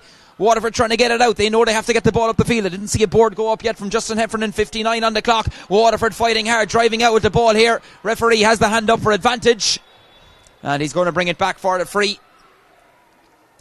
Yeah, 6 in it. Super play now. Waterford need to get a goal, get up a bit close and start pushing up again.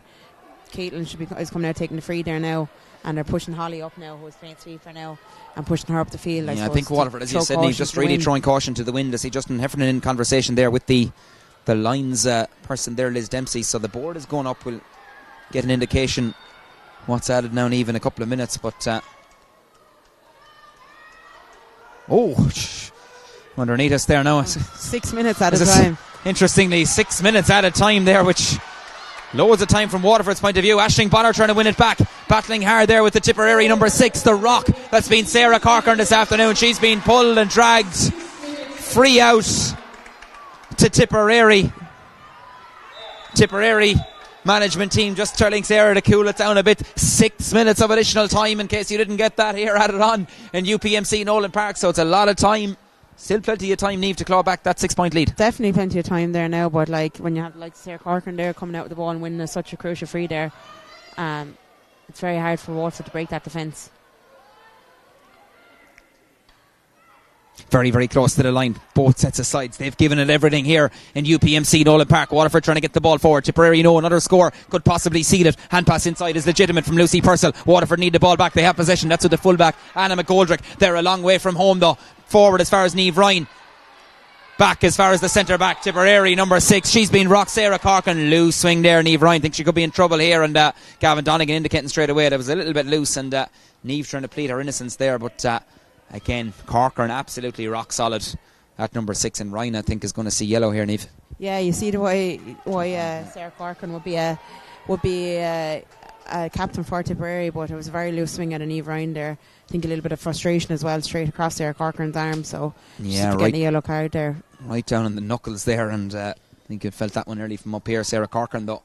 And again, this will just wind down the clock from Tipperary's point of view as well. With nearly 62 gone at this stage, so 4 minutes to go. I know there'll be probably added time within this period as well, but the cup on the far over side, it looks like at this stage Sarah Corcoran is going to be the one getting up those steps in even a couple of minutes time. Yeah, definitely. I suppose like unless Waterford can rally something here now and try getting the ball into Maggie and Aisling, but Tipperary being very clever there, winding down the clock, taking their time over the freeze, etc. So the public address, which is certainly loud and clear here in UPMC Nolan Park, just asking the patrons to stay off the field. Niamh Ryan strikes it forward, but only right down the throat of the Tipperary defence. Hoovered up there superbly by Caitlin Tracy. She's been rock solid in defence. Hand pass forward as far as Emer Dewan. Fresh legs on now for Tipperary in the late stages. They feel another score would possibly seal victory. Waterford battling hard, picked up there by Ryan, and the Ballyduff upper pair carries it forward. Waterford needs support down as far as Emer O'Neill. Look how deep she is though, way back in her own half. Waterford need to get the ball forward. She's blocked down there. The work rate from Tipperary has been absolutely first class this afternoon. Driven forward. Waterford trying to get Aisling Bonner on the ball. She's been immense upon her introduction here this afternoon, trying to win possession. Bonner has it, being urged to take her player on. Strikes it in. Maggie Gostill battling inside. Can they win this ball? Gostill is inside. Is she fouled? Referee says she is now. Was it inside or outside? That's the big question. Gavin Donegan, she's hauled down there. What a duel that is between Gostill and Paula Quirk this afternoon.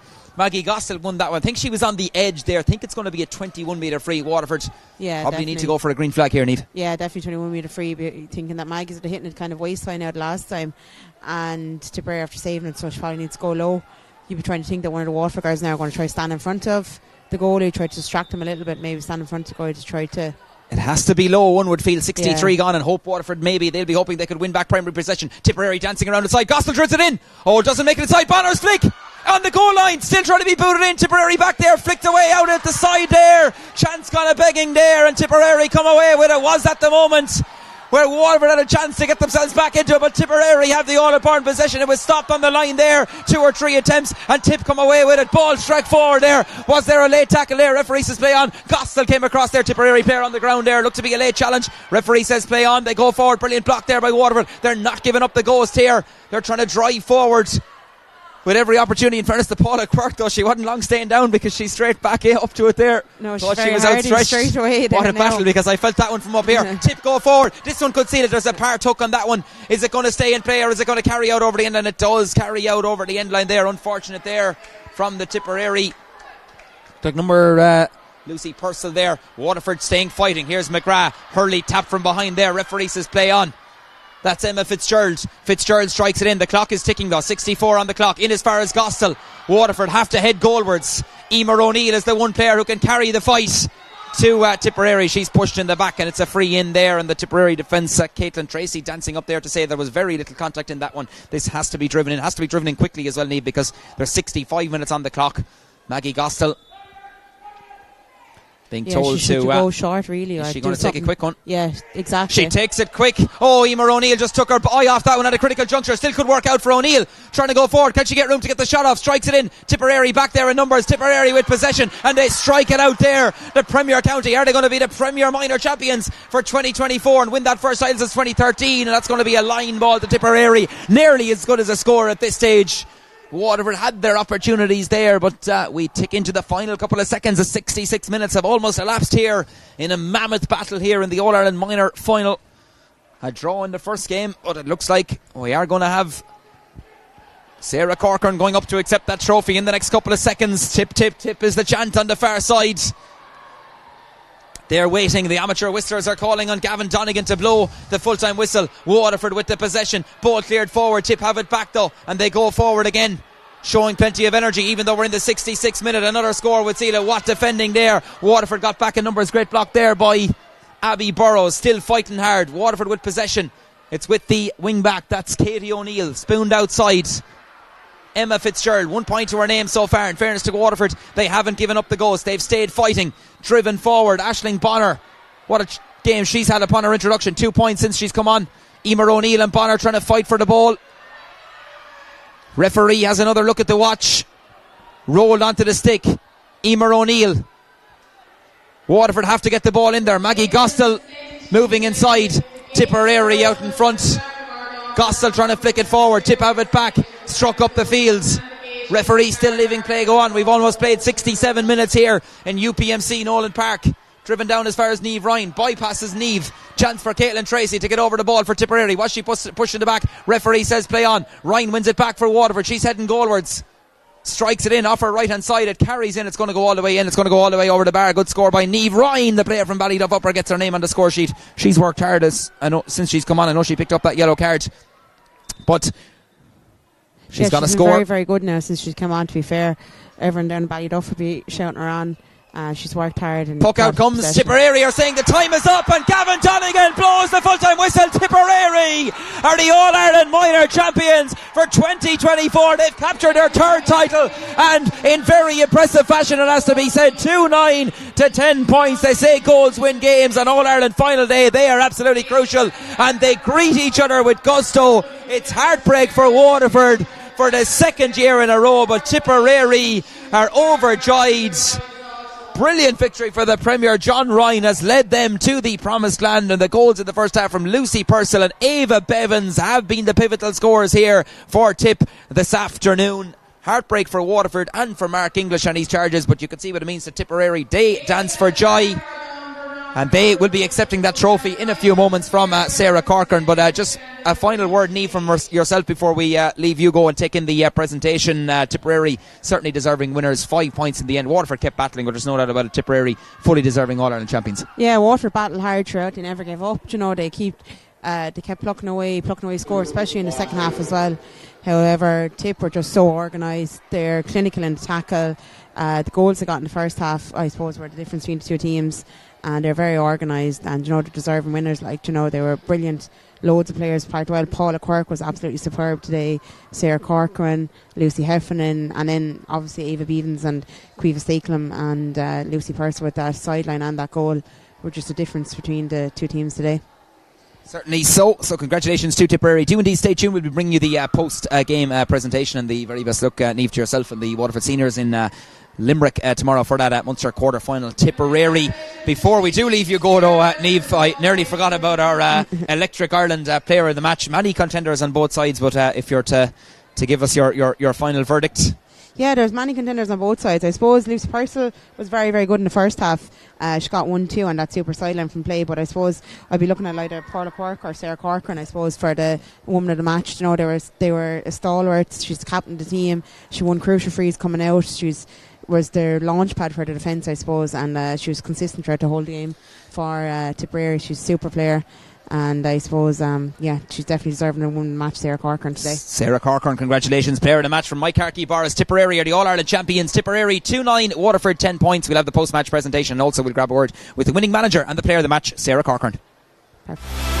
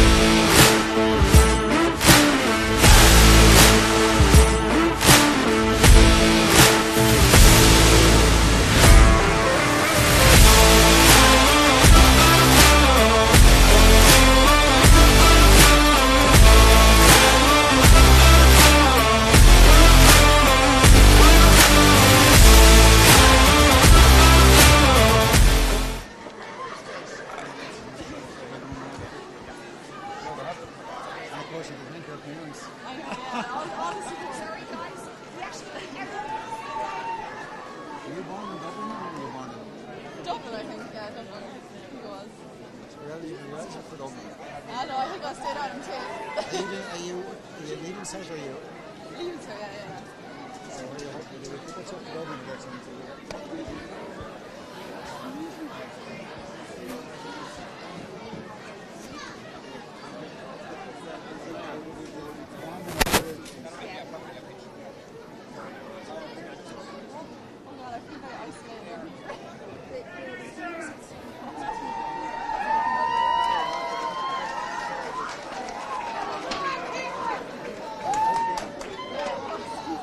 And you need the guard. You need the guard. You need the player. You actually need the player. She is. Right. Aguini Ushla, the Fáilte Road Galéir, Gudi Kunda Kilkenny in you. It gives me great pleasure to welcome you all here to UPMC Nolan Park for what has been a fantastic day in the Electric Ireland Minor Finals competition. I always like to keep my presentations quite short, but there's a couple of people I need to thank. Obviously, first of all, it's everybody involved in UPMC Nolan Park for providing the facility to us here today and for having it in such fantastic condition for our two matches today. Really appreciate it. Thank you very much.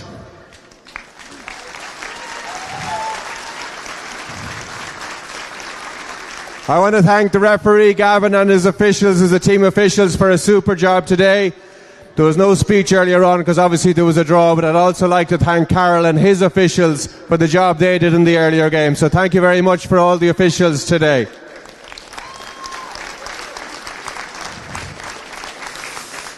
Electric Ireland are our sponsors and have been an amazing sponsor to this competition for the last 2 years. I personally, and I'm sure I speak for everybody in here, get such a buzz hearing the ads for our minor competition. They're absolutely brilliant and have effectively lifted the minor competition to a level that it hasn't been at in the past. We're hugely appreciative of Electric Ireland, represented by Pat and by his colleague Ashta. Ashta, you're moving away from the current role with us. We appreciate all the work you've done with us. But Pat, I'd like to personally thank you and thank all of your team in Electric Ireland for the massive job you've done in lifting the profile of the minor championship for us in Camogie. It's a huge job. You've had a huge impact, and we're hugely appreciative of everything that you have done for us.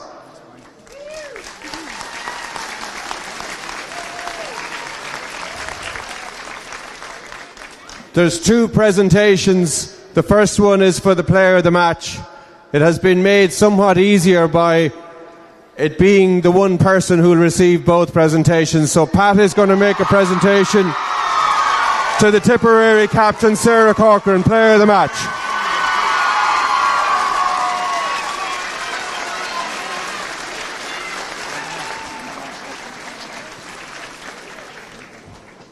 Waterford, today wasn't your day, but I know everybody in here, Tip fans and Waterford fans alike and neutrals, will commend every one of you for the huge effort you put in. You fought to the very last second. You put it up to Tip the whole way to the very last second. Be very proud.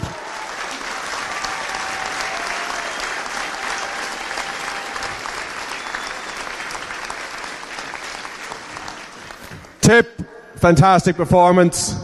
I was lucky enough to be at your semi-final, and you carried the effort you put into that game out onto the pitch here again today.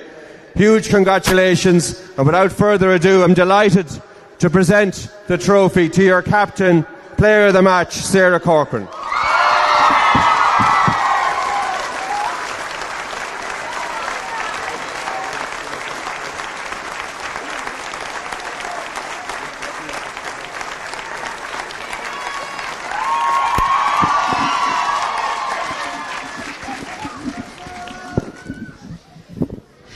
First of all, I'd like to thank the referee and all his officials. It wasn't an easy match to ref, but they did it very well, so thanks very much.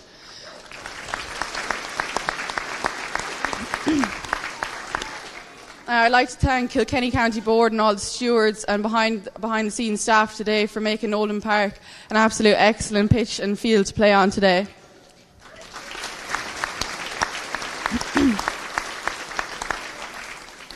I'd like to thank all our supporters, anyone who came to all the matches along the way, and it was great support for everyone here to come out today. I'd like to thank all of you. It wasn't easy last weekend especially. It was probably gave you some heart attacks, but this week I'm glad that you all came out and made an absolute great atmosphere for today. Thanks very much.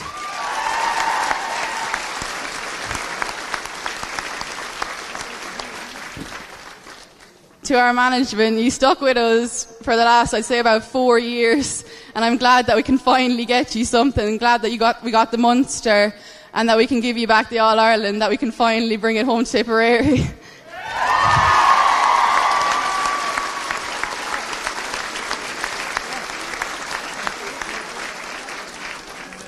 And finally, to all the girls, you put in some amount of work the last 2 years nearly, mostly.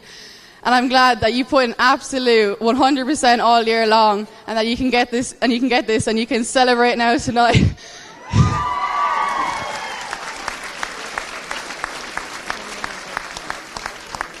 And to Waterford, you put an absolute excellent display of camogie today. You're never an easy team to beat. You put an absolute excellent display against us in the Munster final, and you got one over on us in the ground games. But I'm glad. But 3 cheers for Waterford! Hip hip! Hip hip! Hip hip!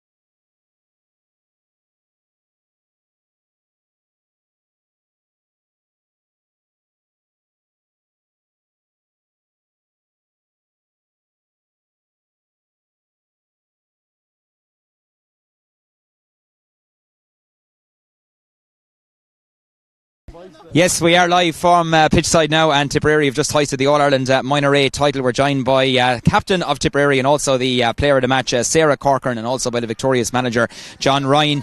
Sarah, I might start with yourself maybe, just after lifting and hoisting that All-Ireland trophy. Player of the match doesn't get any sweeter, does it? No, it definitely doesn't. Now, to be honest, I've had 2 losses in All-Irelands this year already, and it's great to just get one over now. The team worked out so hard all year, and I'm glad that we can give something back to Tipperary as well. Yeah, you really seemed primed right from the get-go today. There was a kind of a bite intensity about you. You really performed, didn't you? No, I think that was definitely from the All-Ireland semi-final anyway against Kilkenny. After going to extra time, I think we definitely had a bit of fight in us, and we knew we definitely wanted to come out here and have a good start, and that's exactly what we did, and I think that was key to winning the match today, definitely. Yeah, and John, a tough test and a short turnaround from last weekend against Kilkenny. You know, both sides had tough semi-finals, but you came and there was an intensity. Could you see the girls, I suppose, bringing this performance to the table today? Yeah, as Sarah said, like from the semi-final last week, once we went into extra time, we saw what the girls were about. You know, they really dug deep. We knew the fight was in them. We knew they had the heart. We knew they had the hurling, or the camogie, I should say. And even in training all week, the intensity was there. You know, we met a couple of times during the week for recovery, and then we had a training session with a match, and you know, it was all full on, no quarter asked, none given, and they came out. They were well up for this evening. And the goals in the first half were crucial from Lucy Purcell and Ava Bevins. You know, prolific finishers, and took their chances when they came. Well, goals win matches. You know, but these girls have been doing it all year. You know, we've gotten our couple of goals in most games, I think, and it's something we work on in training. You know, our striking, when we get a chance that we can take it. But again, it's all down to the girls. I mean, they just work so hard, and they work so hard in training. And what you do in training comes out in the field of play. It certainly did, and Sarah, we saw what it meant there to yourselves, and you just meet the family members and your club members. You know, they're special moments, really, aren't they? No, they definitely are, and it's glad that we can get all the family members to come down here as well and support us today, and that we can give something back to them as well. And because they've been supporting us the last, I don't know how long, since we were about 6 years old, they've been supporting us, and I'm so glad that we can get an All-Ireland behind us now, and that we can drive on as well. Most of us can hopefully go to senior as well and move on and keep going. You marshalled the defence very well yourself there, rock solid, sweeping across the line. Waterford, in fairness, they threw the kitchen sink at you in the second half, but kept that clean sheet, and you kept on coming out with the ball every time, I suppose. No, they definitely did. Waterford, again, they're a hard team to play every time. They work extremely hard. They play that kind of 3-person midfield that makes it absolutely very difficult as a backline, because they keep coming at you, they keep running at you. But I think definitely as a backline we played well all year, and every single person in the backline was solid all year long. I think they had a great game today, every single one of them. Absolutely huge day, John. Final point then for Tipperary winning a minor, and as Sarah touched on there, a stepping stone now for these players to go on. Future Tipperary players and the future camogie certainly very bright in Tipperary. Absolutely, and for Tipperary to improve and for Tipperary to win Senior All-Irelands, we need minors coming through, and this is a stepping stone for some of those girls today. They will take this, they'll take a lot of confidence from this today. They will take belief from it.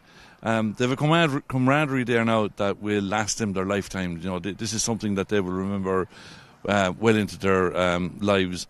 And we won the league final 2 weeks ago to seniors, and this is what will drive on the seniors, to see these young ladies coming through. And we have 3 gone in from last year, so 2 or 3 more, 4 more this year. It all adds to the squad, and I'm sure Dennis Kelly will be very happy to see some of them.